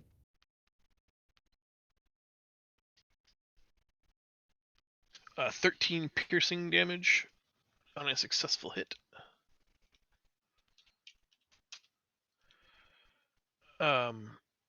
It disappears into the hole, trying to drag Oni deep into the cavern where it's going to slowly digest her over a period of time. Seen this before. Destiny, Sarlacc. Oni, I will allow you a strength saving throw to try to grasp at something, either hoppy or, a dense part of the sand, sticking your sword in as deep as it'll go to try to not be drug under. Would we not get attacks of opportunity for it trying to leave melee? No, not with its burrow ability. Okay, what am I doing? You're Trying to making a not fall in? strength saving throw. Trying to not fall in. Trying not to die. Ooh, that didn't do good. Ooh. Critical Oh, fail. I'm gonna go in the hole and I'm gonna come out riding that sumbitch. Yes, you are. I believe in you. Right out Alright. of its rectum. It's it just ate you. So good Zach news, has guys. got a thing for butt stuff. Oh, butt stuff that. All right. Duly noted. All right. It takes Oni with her. It actually, from your perspective, has completely closed its jaws around her, and then just disappeared back into the hole. Like with the reflexive muscles in its esophagus making that swallowing motion. It's disgusting, John. But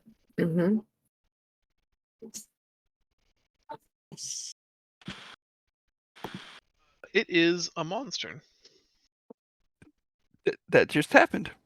So she's gone, right? Like out of sight. Correct. Out of mind. Yeah. Shoot. Mm-mm.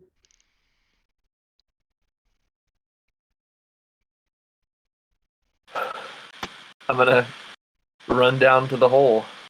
See what I see. Blackness for as far as you can see.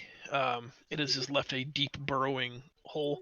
You think it's only about 30 or 40 feet deep, and then it probably levels out at some point, like it was making an approach and like a shark dove down and then came up. But you can't see past that jog like the P-trap in the sink. Shit.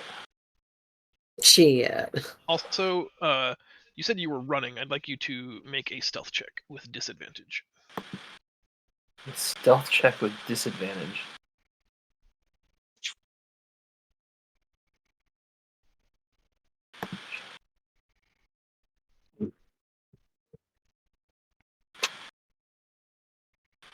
Dude. Okay. Do you have any other actions, or do you want to delay a thing? I think I'm just going to use my action to get this guy back to the boat. If that's possible. Sure. Yeah. You can get him back to here. Then I'm done. Oni, it is your turn. You can't see your turn order in the tracker, I imagine, anymore, but it is your turn. That's fine. You have truly been swallowed by this creature. It is trying to force a still living Oni down its gullet. It's your turn. What kind of actions? Well, we're gonna start with a good old-fashioned second wind. So 1, Nice. 10.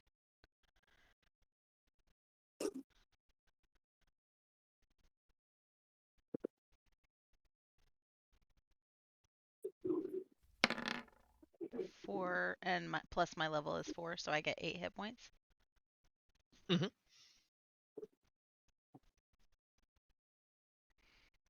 Okay. And I'm gonna go ahead and I'm inside. Yeah, as it's trying to force you down, like you can't help but notice that like you are being pressed by like the soft, sort of mucusy muscle of its inner throat. But like you can't help but notice the absence of any armor plating on the inside. Yeah, I think I'm gonna regret doing this, but I'm gonna drop my shield and do 2-weapon fighting. Before you do that, notice or remember that the offhand attack is a bonus action, and you've already used your bonus to second wind. Oh. But you could two-hand attack for a little extra damage. That's correct. You could change the die from a D8 to a D10, as it is a versatile weapon. All right, let's do that. Nice. It hits. You score 11 points of damage on it, cutting through the soft sort of like inner palate of its throat. It's obviously in discomfort. It's like squirming, trying to force you down into what is almost assuredly its acid-filled stomach. Any other actions this turn? An action surge doesn't. It says it lets me take 2 actions, an additional action on top of my action plus my bonus action. Is second wind an action? Not Second a bonus wind action. is a bonus. So I could action surge and take another attack. Right, but just one.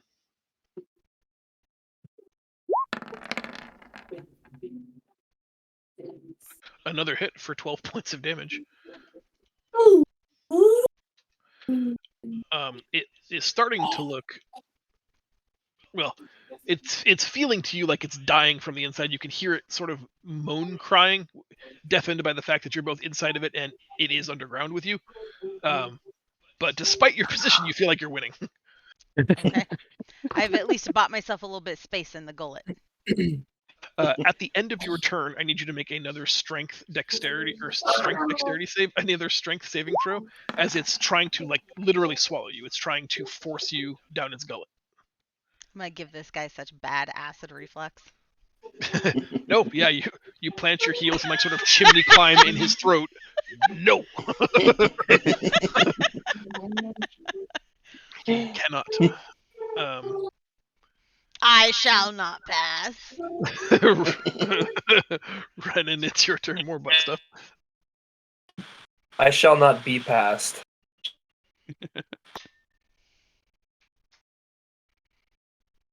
We have a blind spot and good judgment when it comes to Oni.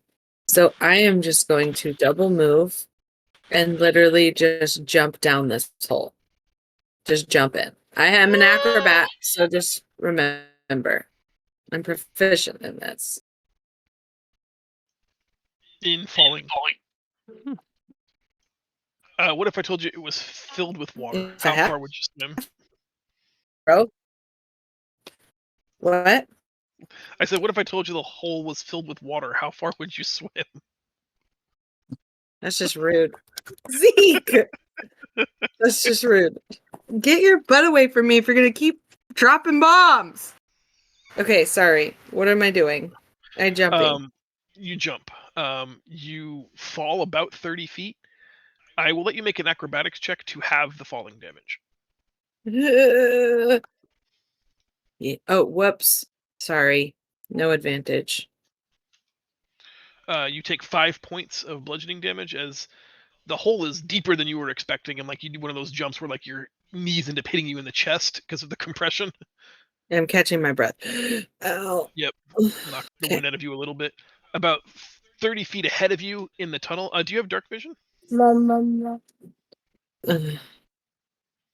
you gotta ask that? Because I'm fairly certain you don't. I don't in this one. No. There's about 10 feet of like light given from the tunnel above, shining down, casting a little bit of light ahead of you. At the extent of that vision, you can see a shadowy worm-like figure just squirming around, and you can hear like the deep belling, some kind of terrible commotion from deep inside. You can't really see much of anything. It's still shrouded in darkness. Well, I'm going to shoot blindly with my short bow. Can I? You can. It's literally. I an mean, you attack can't with hit a disadvantage. broadside of the barn anyway. It's I don't have sneak attack. I'm assuming I jumped down its hole. Correct.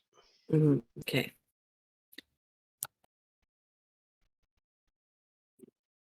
I don't know why.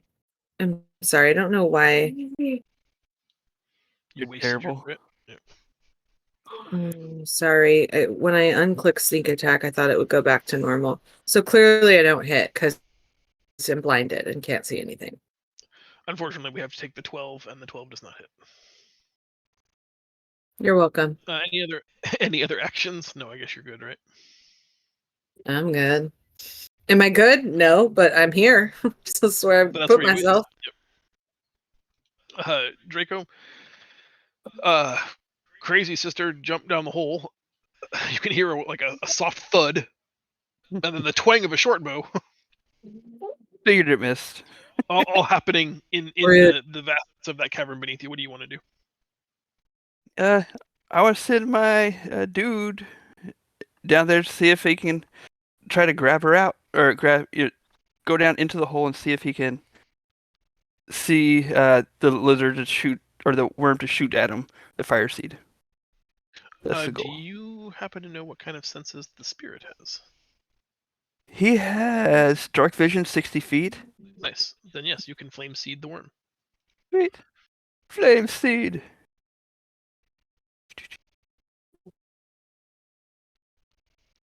Oh, unfortunately, the attack misses. You're just hitting its scaly worm butt. It's heavily armored and doesn't do a whole lot, unfortunately. Womp womp. Any other actions from Draco proper? Is there anyone around me that needs assistance? Because I'm not quite dumb enough to just go jumping head first into nothing.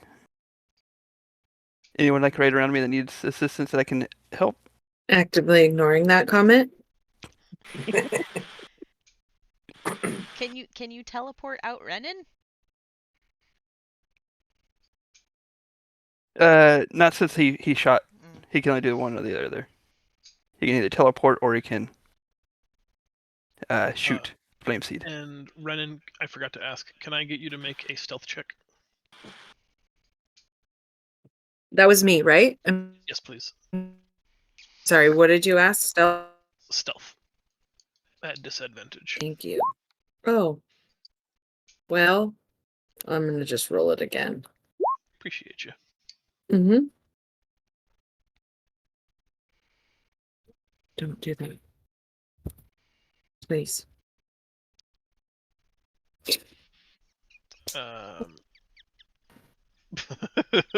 He's biting my laptop like the corner. Hoppy, it's your turn. In case you're wondering, can kids I- are really fun and wild. Sorry, Hoppy. Mine is in the other room watching YouTube. People play with toys on YouTube, so We should have put the two together and they could have played with each other.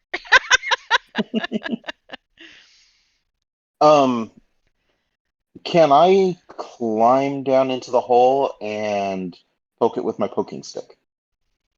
A hole? Poke a hole. It is a complicated maneuver. So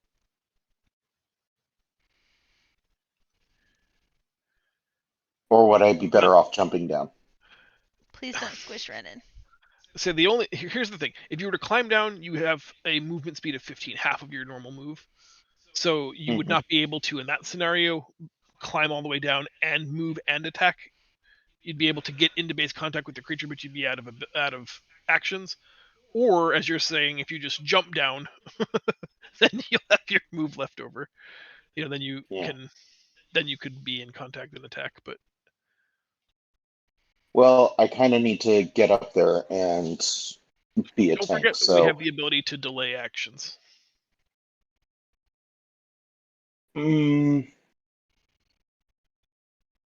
So the other thing I was thinking about is grabbing a rope and like throwing it back to the ship so that we could have a way of getting out of the hole before I jump into it. Are you really that logical, though? You're We could kind of. also try to bait it by making noise in other parts of the sand. Oh, I thought you said make him at the other end dangling.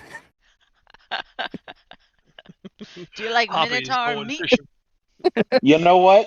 I'm just gonna go in. I'm gonna bull rush it down the hole. Direct attack at it. Is it more than 20 feet that I'm gonna run? No, it is exactly 20 feet. It's 30 feet down, 20 feet across. You Okay, take so 10 then I points of can bludgeoning do. damage from the fall. Okay. Can I do athletics check to see if I mitigate? You could make an acrobatics check if you're proficient in it. I am not. Just athletics. Okay. I take 10 points of bludgeoning damage. Yep. Okay, is that halved since I'm raging? It is. Do you like the superhero landing? Yeah. Yeah. Land it. And then I'm going to attack it with my greatsword.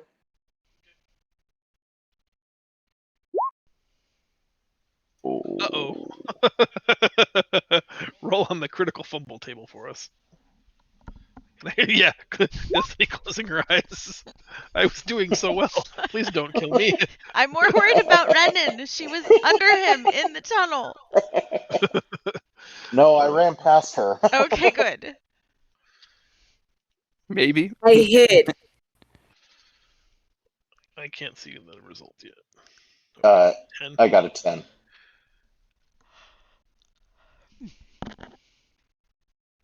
Smoothie was a bad idea. Now I'm like cold all over on the inside.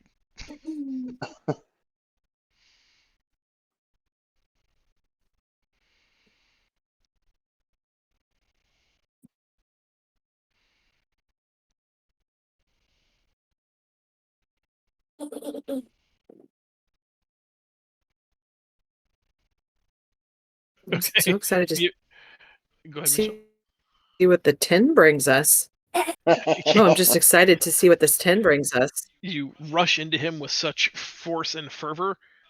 You are literally like battered backwards, like you've hit an elastic band, and it just snaps you backwards, and you fall prone on the ground.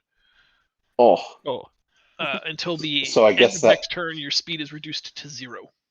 As Okay. you are like dazed of the what, the who, fuck. What the who fuck? does that mean I can't take my bonus action to horn him? So here's the tricky thing: you can technically, rules as written, do that, but melee attacks made from prone have disadvantage. Okay. Hey, it could still happen. I don't know how silly that looks. That's up to you to decide. But yes, you can technically do that. You be swinging your head around. Wow. I mean, so my thought process is if I hit him, then all the attacks against Ani and everybody else are at disadvantage. And since Ani's pretty low on health, it kind of makes sense to do that. It does sound silly, especially being prone and stuff, but if I could get my chocobos engaged, then it might help us. I'm gonna go ahead and do it, Do it. and it's pretty much gonna be a wham, fell down. I'm like, Get him! Get him! okay. I need to roll again for horns. 13. Unfortunately, your horn thrashing on the floor of the desert sand tunnel is not as effective as you were hoping it might have been. As you sort of inchworm after him. Come back here, you son of a bitch! I'm not done with you yet. No damage is dealt. Okay. And Hoppy, can you make a stealth check for me at disadvantage?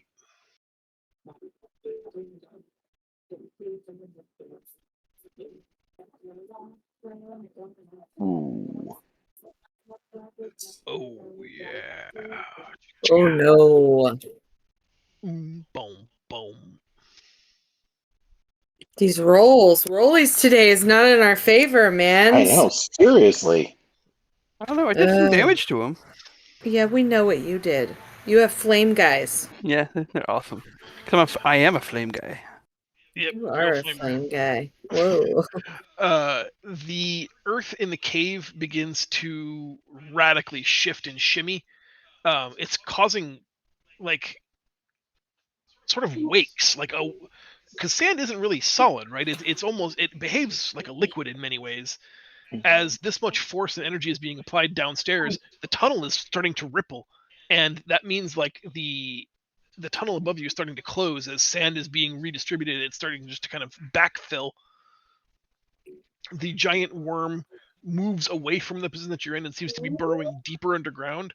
There's a sort of like that deep cavitation, a tremor sense, until you can feel it coming again like a freight train, and it erupts out of the sand. Well, not erupts out of the sand, erupts into the sand, basically swallowing Hoppy, biting him like a jaws from underneath. Having burrowed around sort of like a U shape, is now attacking Hoppy with its bite attack. This seems like a thing that would happen to us. Pretty much. And you were reckless, right? So I get advantage. No, I was not reckless. That was last round. That was last time, yeah. Hey, oh, yeah. I'm walking over here. But I'm prone, so you probably get And advantage anyway.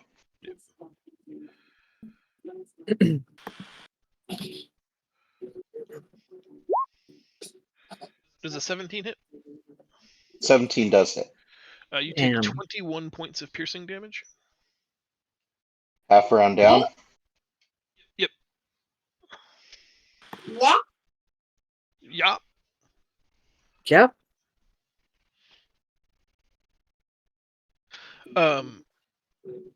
So Renan in the hole. I'm going to give you a choice. The world around you is dynamically shifting. Up is no longer up, down is not down. You can see the sand tunnel behind you is starting to fill and enclose. The floor that you thought was solid is rippling like a fluid. You're starting to sink into it a little bit almost. Every time you move, the ground kind of becomes quicksandy.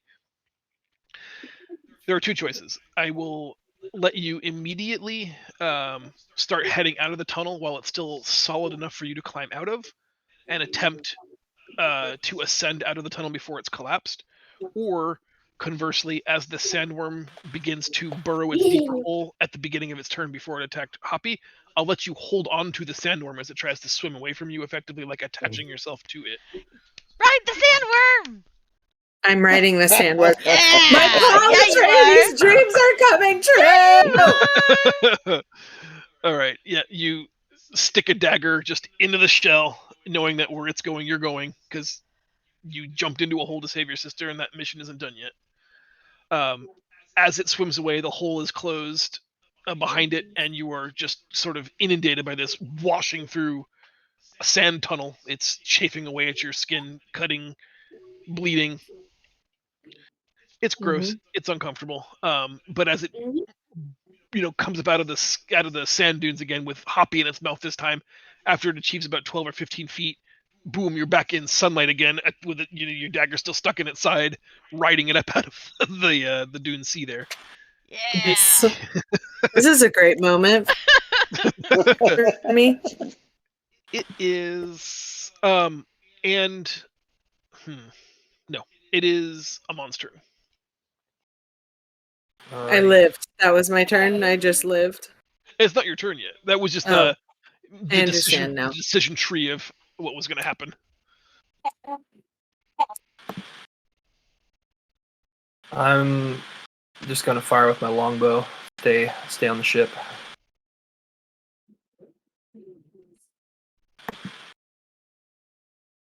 That's a hit. Nice.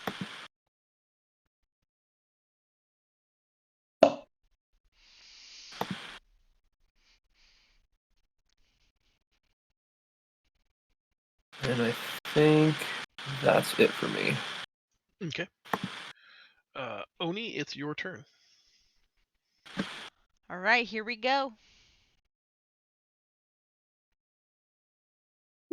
I feel like I should get advantage from inside the animal. I'm giving you a lower AC if that helps. Oh, perfect. 10 damage? Yep. Sorry, I didn't see that it already rolled. For some reason, I'm not getting like the bloop announcements, the sound that tells me to pay attention. Oh, probably because I'm doing the virtual roller because I like to see the dice fall on the screen. Nice. He is seriously worse for the wear. In this most recent slash Oni, you can see daylight peeking Yeah! into his gullet. I'm just gonna yell, gross!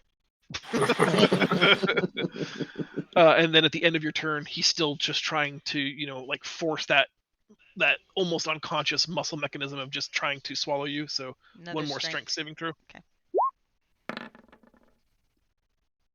Ooh. Oh no. Why? Oh, no. This time one massive gulp. And he's managed to swallow you. So you can no longer see the teeth. You're no longer in the throat. You are now like in its upper intestine. It forces you down Nasty. into like this sort of mucus-filled puddle. That as the soles of your feet splash down on it, it starts to sizzle a little bit, and you get this dense sort of Ew. acrid aroma. The digestive juices of the worm are burning away at the leather of your boots. Excellent. Get me out of here. I'm trying. Renan, it's your turn. Can I stand on my shield? I'm assuming it came down with me since I'm not holding it. Yes. Okay, I'll stand on my shield. Gotta protect those booties. Can I booming blade? I Oh, I have to. Can you? I have to hit first. Shit. Sorry. Wrong order. I'm standing on him. Oh. I just am like, yo! That hits. Ah! If you want to apply Booming Blade, you can, and you also can use sneak attack damage because while Mark is being attacked, he's not swallowed yet, so he counts as an adjacent melee ally.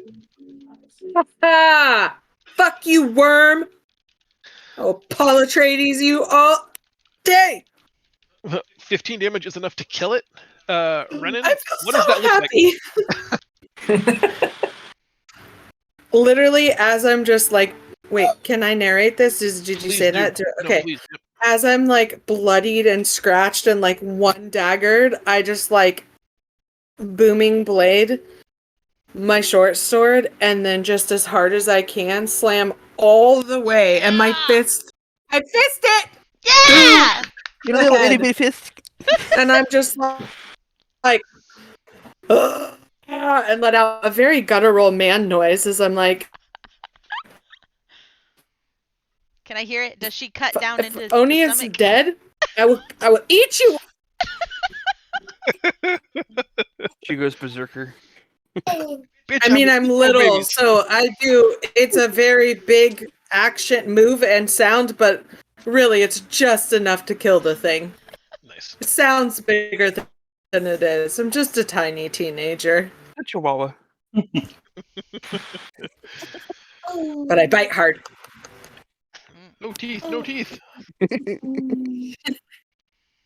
That's what he said. Okay, that was my kill. Excellent. Well Poor narrated. Caleb. We have killed a sandworm.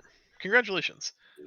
Oni, do you want to finish climbing out of the dead worm's stomach? Now that it's dead, there's no like Yes, I muscle would rigidity like to keeping its throat cut. closed. No, You I'm can- just gonna cut myself straight out of wherever I am. Just Okay. path of fastest exit. So like, I can't help but feel like the showman in you would like. There's a chance for you. Is there any sort of victory pose you want to emerge with, or is it just like you want to take a moment and make sure the hair's good, or are you just coming out like slimy swallowed Oni? It doesn't really matter. No, I definitely am going to make sure that I have all of my belongings. I'm not leaving my shield. That's I'm going to getting safely around. stow my two-handed weapon. And when I cut myself out, I'm going to like come out and then like slide down onto the ground and land on my feet. I am picturing Jim Carrey. Not that way. Not that way. I'm coming out with more grace than the rhino.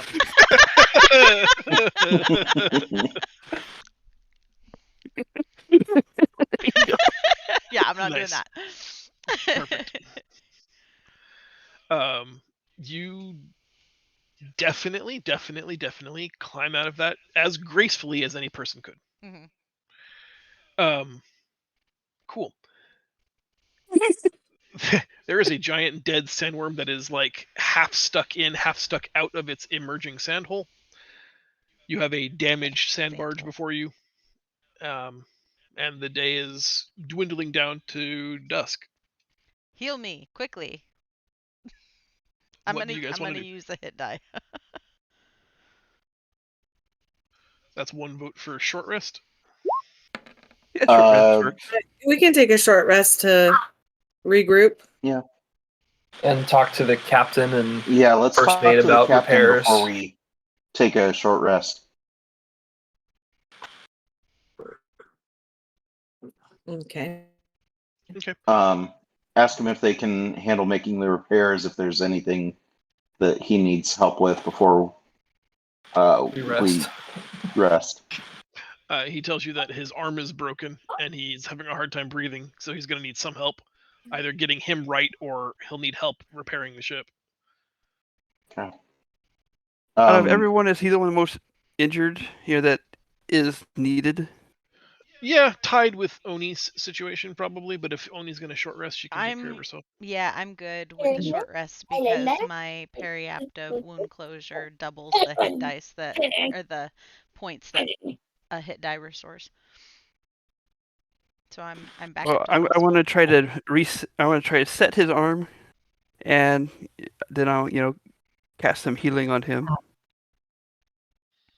Hey, Do I do medicine or what? Yes, please.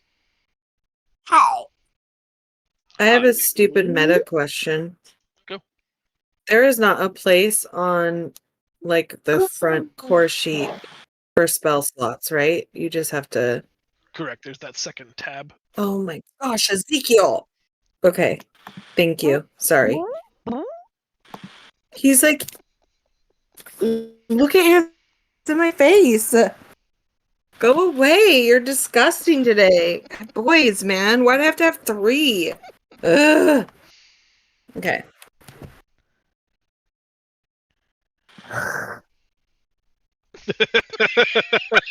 Now he's growling at me. That was a growl. And now I'm being attacked. Didn't help. Dude, don't pull my hair. That's just rude. You successfully set his broken arm, weaving a little bit of druidic magic, able to like sort of make a brace out of vines that you've conjured from nothingness. Do you want to actually heal him with magic, or you just want to? Yeah, I'll go ahead and heal him with the healing word. Okay. As you place your hands over him, like the cauterizing fire that you control is like resetting the broken ribs. You can hear them snap back into place. He winces but doesn't cry out.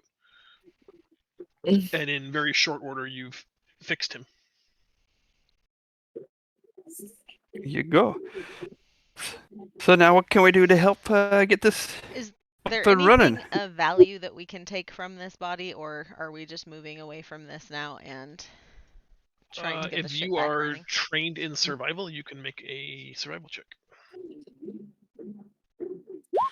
I am not. I have it on good authority that I don't think your belt is big enough for this head, Mark. what's that? I don't think your belt is big enough for this head. I was gonna say I have it on good authority that Griffins like worms. Which is totally fine. We have at it. Gross, stop. As long as it's not poisonous, which I think Amon can tell us. Yep. So there are two things of measured value here. Oni, you have been at feasts where sandworm meat has been served, All right. It is considered a delicacy. There is Nice. some concern though, because once it reaches a certain level of maturity, the meat itself becomes toxic.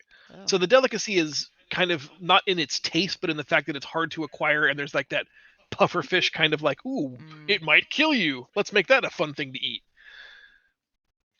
So if prepared by a very knowledgeable, very skilled chef, or someone who understands the maturity rates of their that toxic buildup in their muscle, it is quite valuable, as long as it can be preserved and transported quickly.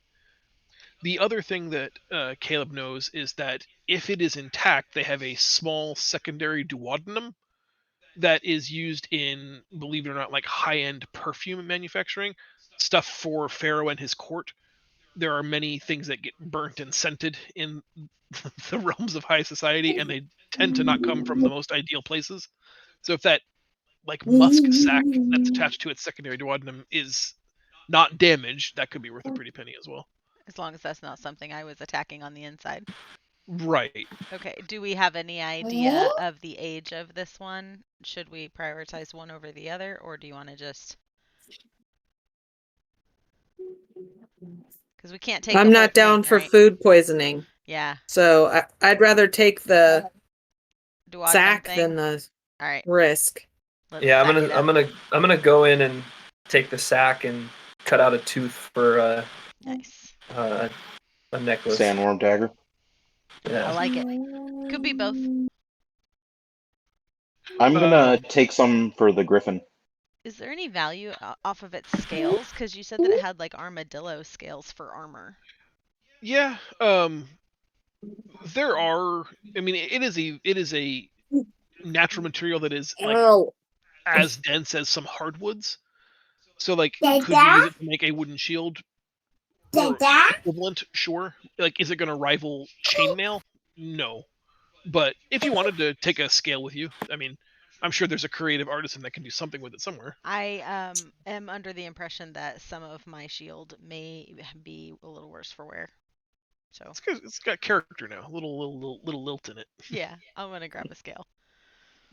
Okay. Mon's 21 survival is a very good roll that will allow him to harvest a trophy tooth, a scale for Oni, and the. Technically, mine shouldn't have been a disadvantage, so I had a 23. Oh, I was curious about that. I didn't. I was like, oh, he knows something I don't know. No, I was just wasting He's the harvesting one. for Andy Griffin.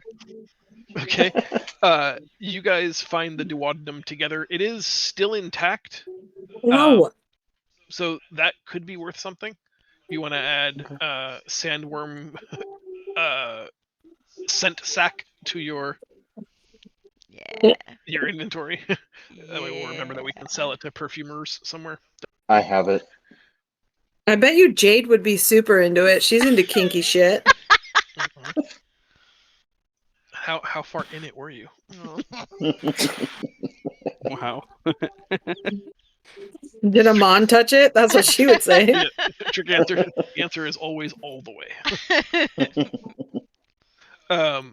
The meat, Hoppy, you're able to take, nice little fillets off here and there. You're worried about taking more than that because it is going to rot. Like, sandworm meat decays pretty quickly, more so than, beef or...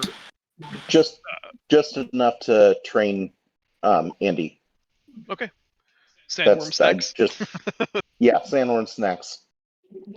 Nice. Not enough for me for like serving at a thing. I was just thinking sandworm snacks. Okay, you guys take a short rest. Then, after the harvesting has been done, everybody relaxes. Oni gets to spend her hit dice. Hoppy, you can spend hit dice if you want. Anybody can. Just you two are the most damaged. Go ahead. No, I was singing, I guess. Can I spend 2? Go underway. Sure. Mm-hmm. Oh man, looks like you're gonna have to. Yeah, Jesus. Yeah. Can I Yeah, spend that sucks 3? for you, man. You Spend can as spend many up as you to have. There. God. Rolling like shit today. Yeah, the Hate this rollies are laptop. not in our This favor. laptop's fault. I like the 3 red 4s in like the last 5 rolls. We've had a lot of critical failures this session. Yep, the repairs are underway. He thinks by morning they might have a serviceable vessel once again. You have lost 6 members of the crew that are just dead. From impacts or from injuries that couldn't be healed during the combat because Draco was otherwise busy. Not that it's his responsibility. but, Preoccupied. he asks that once you're arrested, you either aid in the repair of the ship, or if perhaps you want to figure out what to do with the bodies. You can't carry corpses. Oh, we already have a giant hole dug. Wow. We could torch them. Communal mass grave in a worm pit. Just the way their gods wanted it, I'm sure. Well, I guess we could build like a big pyre, but Fire sounds great to me. just let Draco burn the bodies and then take the ashes. Weird. Well, if, We- I guess because we we could do. bury them, but then they wouldn't be marked if we can't take them with us. No. I say, we can put on each of these big rocks and stuff. I can torch them so that way each body is individualized, so we can then give it to whoever. I'm just gonna ask the captain what he wants us to do with the bodies because they're his men. I don't know what protocol is there. Yeah, there is a tradition in Geb of just burning people until they're ash and scattering the ashes to a strong wind. It is I would like to We'll check do the that. especially auspicious if the wind travels east. bodies first. You're checking the pockets first? Might as well. The bodies. Okay. This isn't grim at all. Make an investigation check, Renan. Dude, Caleb, you need to come get your child. Dude, When he's a farty mess. It's your kid. He's just being abusive. Okay, well, I'm too tore up You're from sand. There's sand in my naughty bits. I'm too distracted. I think the sandworm farted on me. that smell is atrocious. Go with daddy. Yeah. Mhm. Go with daddy. Sorry, 1 second. Apologize. You're good. The investigation check, maybe it's a combination of you being distracted from the sandworm fight. Maybe you feel a certain way about having to bury these people that makes you Yeah. slightly less than a complete monster, or maybe you're just slipping, but you don't have the or maybe there are just too many eyes watching you. Right, you can't do as thorough a job as you would like, making sure that they don't have anything hidden. But rifling through their pockets, I just need like you don't. 36 gold. Okay. You find 24 gold worth of assorted coins and valuables, totaling 24 gold worth of things you could Cute. sell or that are just gold coins. You find a letter introducing someone to a university. It looked like one of these guys was just about to take a professorial teaching position and was traveling across the wastes to his new job, probably his new life. So that's rough. That is rough. Mm-hmm. And one of the fighters, or one of the people there, was a Catal fighter who had a team membership to one of the pit fighting teams in Beju. Oh, we could have used him. Well, he obviously wasn't very helpful for this fight. Then again, Well, he was kinda probably the dead. one that was cut in half. Yeah, he was probably kind of dying. Shipwreck and all. I meant we could have used him for information, but Well, he died. that okay. And that's it. That's all I find. That's all that you I'm find. going to take the scroll. BTW. We should take both of them. We could probably at least let the school know that the dude's not coming. Okay. I mean, I took the gold for Michelle, sure. in your inventory, write invitation to or Catal pit fighting membership, and then Yes. invitation to the Order of the Phoenix Annex. I'm sorry, Catal pit fighting. In Team membership.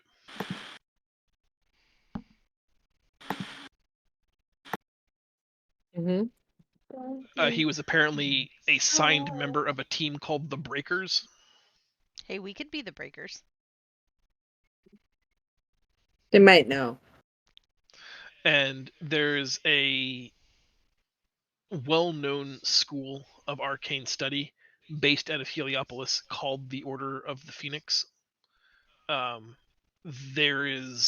are annex universities, 3 of them across the continent. This guy What's was his name, taking- Harry? Yes, he had a weird scar on his face.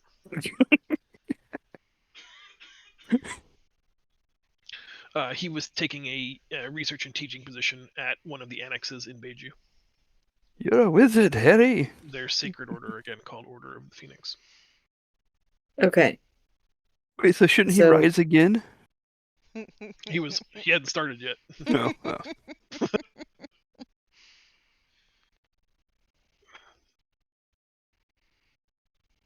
So I go ahead and start, prepping them for their funeral rites. And whenever I go to light them, it's a white flame. I use white flame whenever I do for the burials. Or when we're electing a new pope. That's the smoke. The smoke's a little different. Okay, sorry. Yeah. Bodies burned, funeral rites accomplished, pockets picked, repairs underway. What else do you guys want to do? Is it bedtime and we'll rise and begin resume our journeys? We have Yes. priest robes, right? Is there a priest there that presides over the Did anyone step forward with that anyway? desert? Well, we don't know right. that. We didn't announce that, so we wouldn't know. Yeah, we don't know that. I would Nobody very much knows that. like to hear the explanation of how you know that. I mean, we could have asked if there was anyone that wanted to say anything. Yeah, someone else do that, not me. No one volunteered, seeing what was happening, to come forward. So we've made it through that process. We've had our rest, yeah, and hopefully we'll I'll be help resuming with- our journey.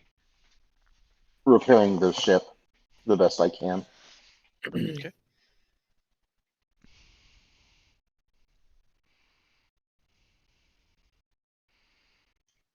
Repairs go pretty well.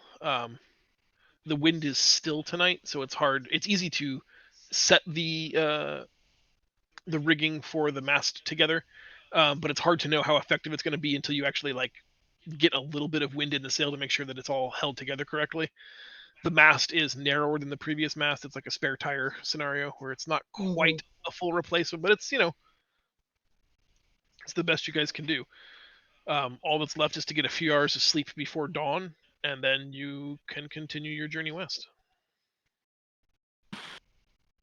Does that count as a long rest? Yes, It it, will be a does, long sir. rest. Does anybody? Do we want to organize watch groups? Yes. I'll take first Yes. watch. While take we're second.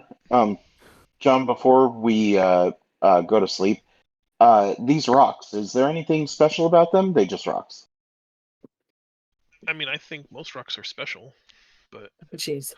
Well, I don't know if you are heard they? my initial narration of them. Yeah, you said they were either mountains or meteorites. hmm No scholar can agree. Okay.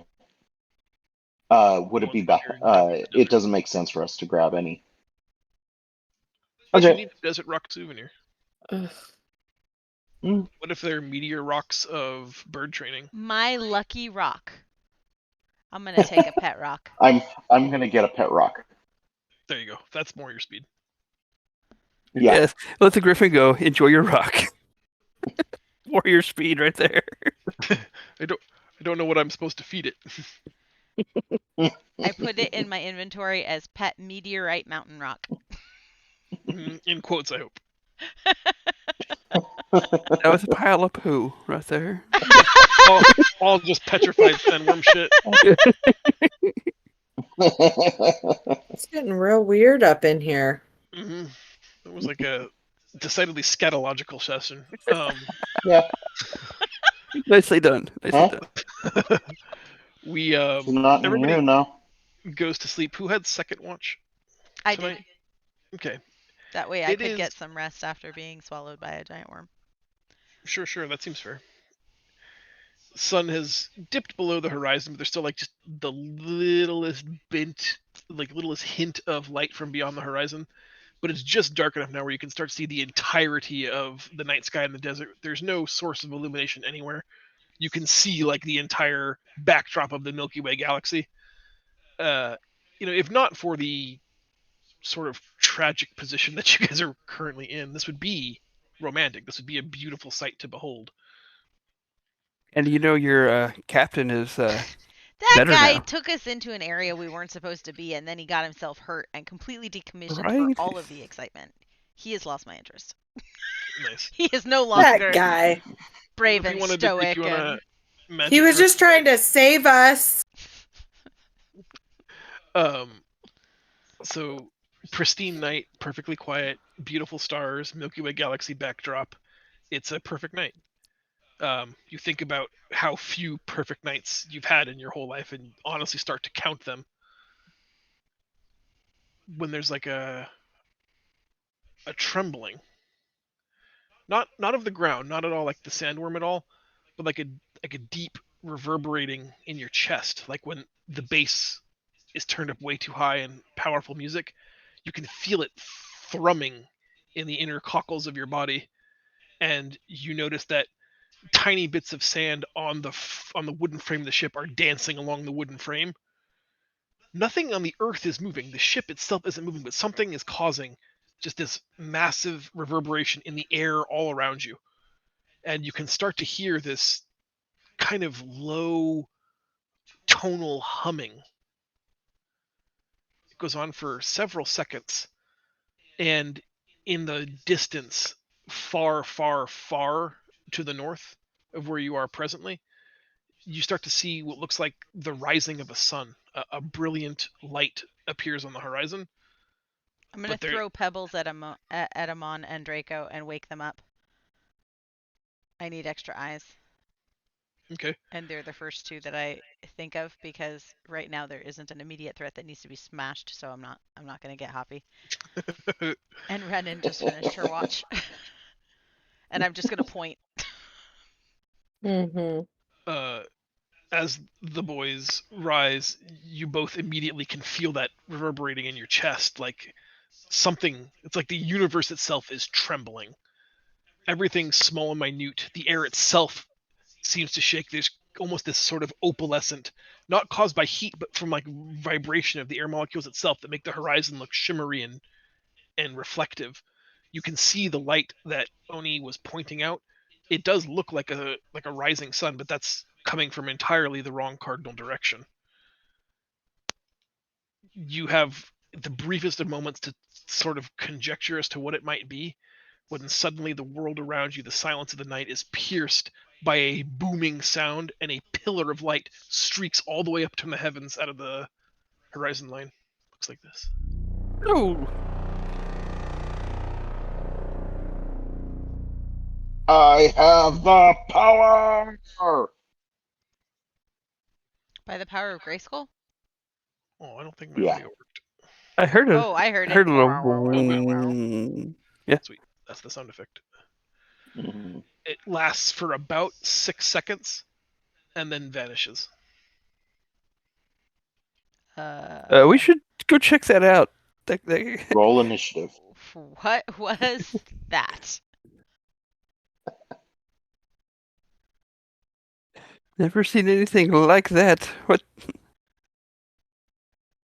And which direction did you say it came from? North. Isn't that the direction we're kind of sort of going? Because we were We're we're trying going to south. We're trying to be on a bearing of dead west. We turn slightly Okay. to the south and west, and this is cardinally north from your position. So it's like Mm.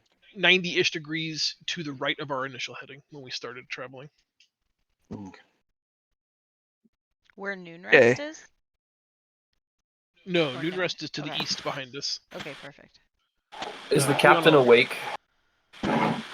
Anyone else aware of what Or the just first happened? mate? It was just you two that I got up, so we Okay. should probably go wake them and ask them about it. Holy shit. That's what they're gonna say.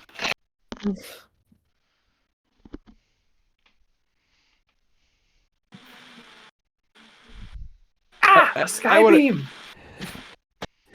It looked like it was. So it was way in the distance, like we. Not a nearby walk type of thing or journey. No, it well beyond the horizon. Could be forever away. Right. You couldn't see the source of the light, just the collimated beam of energy.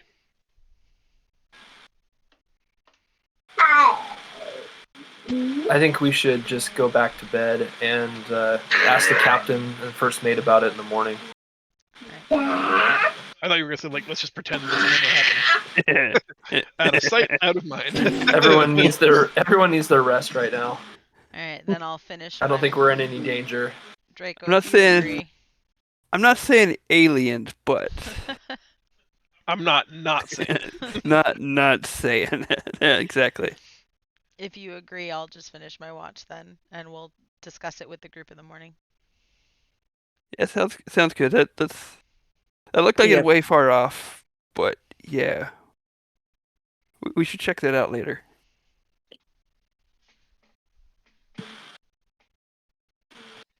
Yeah, so I headed back to bed. Everybody takes their turns in sequence, keeping watch. Nothing tops that. There is no other additional excitement until the sun rises, and it's time to wake everybody from their slumber. Don't forget to hit the full rest button or restore the things that you need to restore, spell slots, hit points, etc. The sun crests over the desert and the day finds you all. What do you want to do this morning? I want the short rest button to work, or long rest button to work. I had to hit mine a couple of times before it finally updated. I my double sheet. clicked. All right. Okay. I I say want to we go talk to the captain and the first mate and tell them what we saw and ask if they are familiar with such things. When you tell Iria, she chuckles and asks how much of the wine you got into. There's wine? None wine. So they've never encountered anything like that before. No, when you try to explain it in earnest, neither of them have ever seen or heard of anything like that. Well, that will definitely be something that we need to look at. So did it look like it came from like Abydos, or like are we not quite that south of it? Let's pull up the map and look together.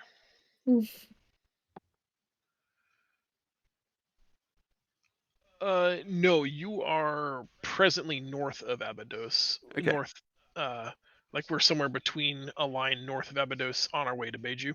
Gotcha. This came from significantly north of that, somewhere in the sprawling sands, Okay. or I guess potentially in the Great Sea to the north. I guess it doesn't have to be continental. I thought it could be really far off. This could be a global thing. Yeah, when you guys are putting heads together, the captain can't help but interject that the desert is vast and flat. Like it takes, like you could see stuff if it were tall enough beyond curvature for a good long ways.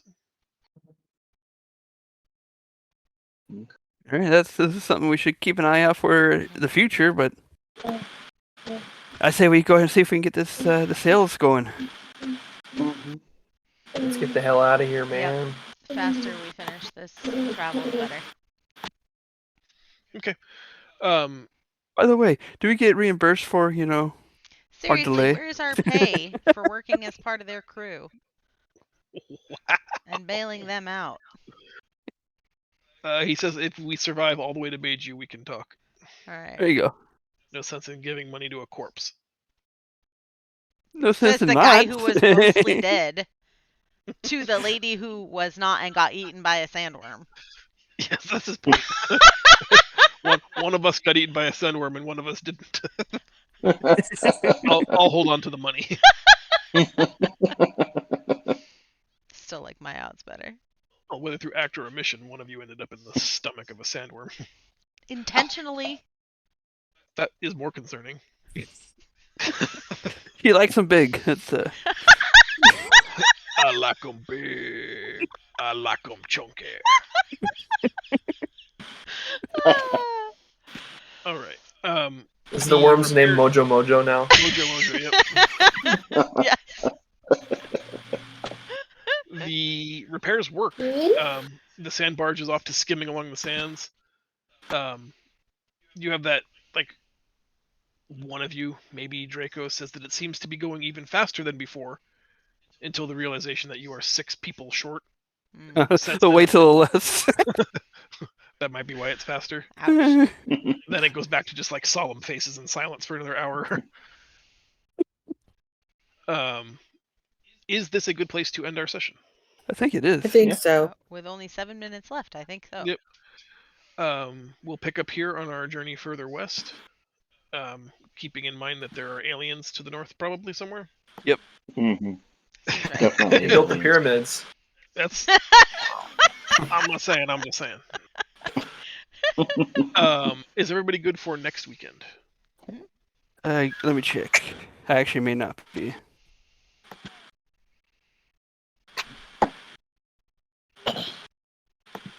Actually, yes, I am good. Yay. I think I may have an issue on the 15th unless I come up to Dad and Sue's. That's a Um, Wednesday. The 17th.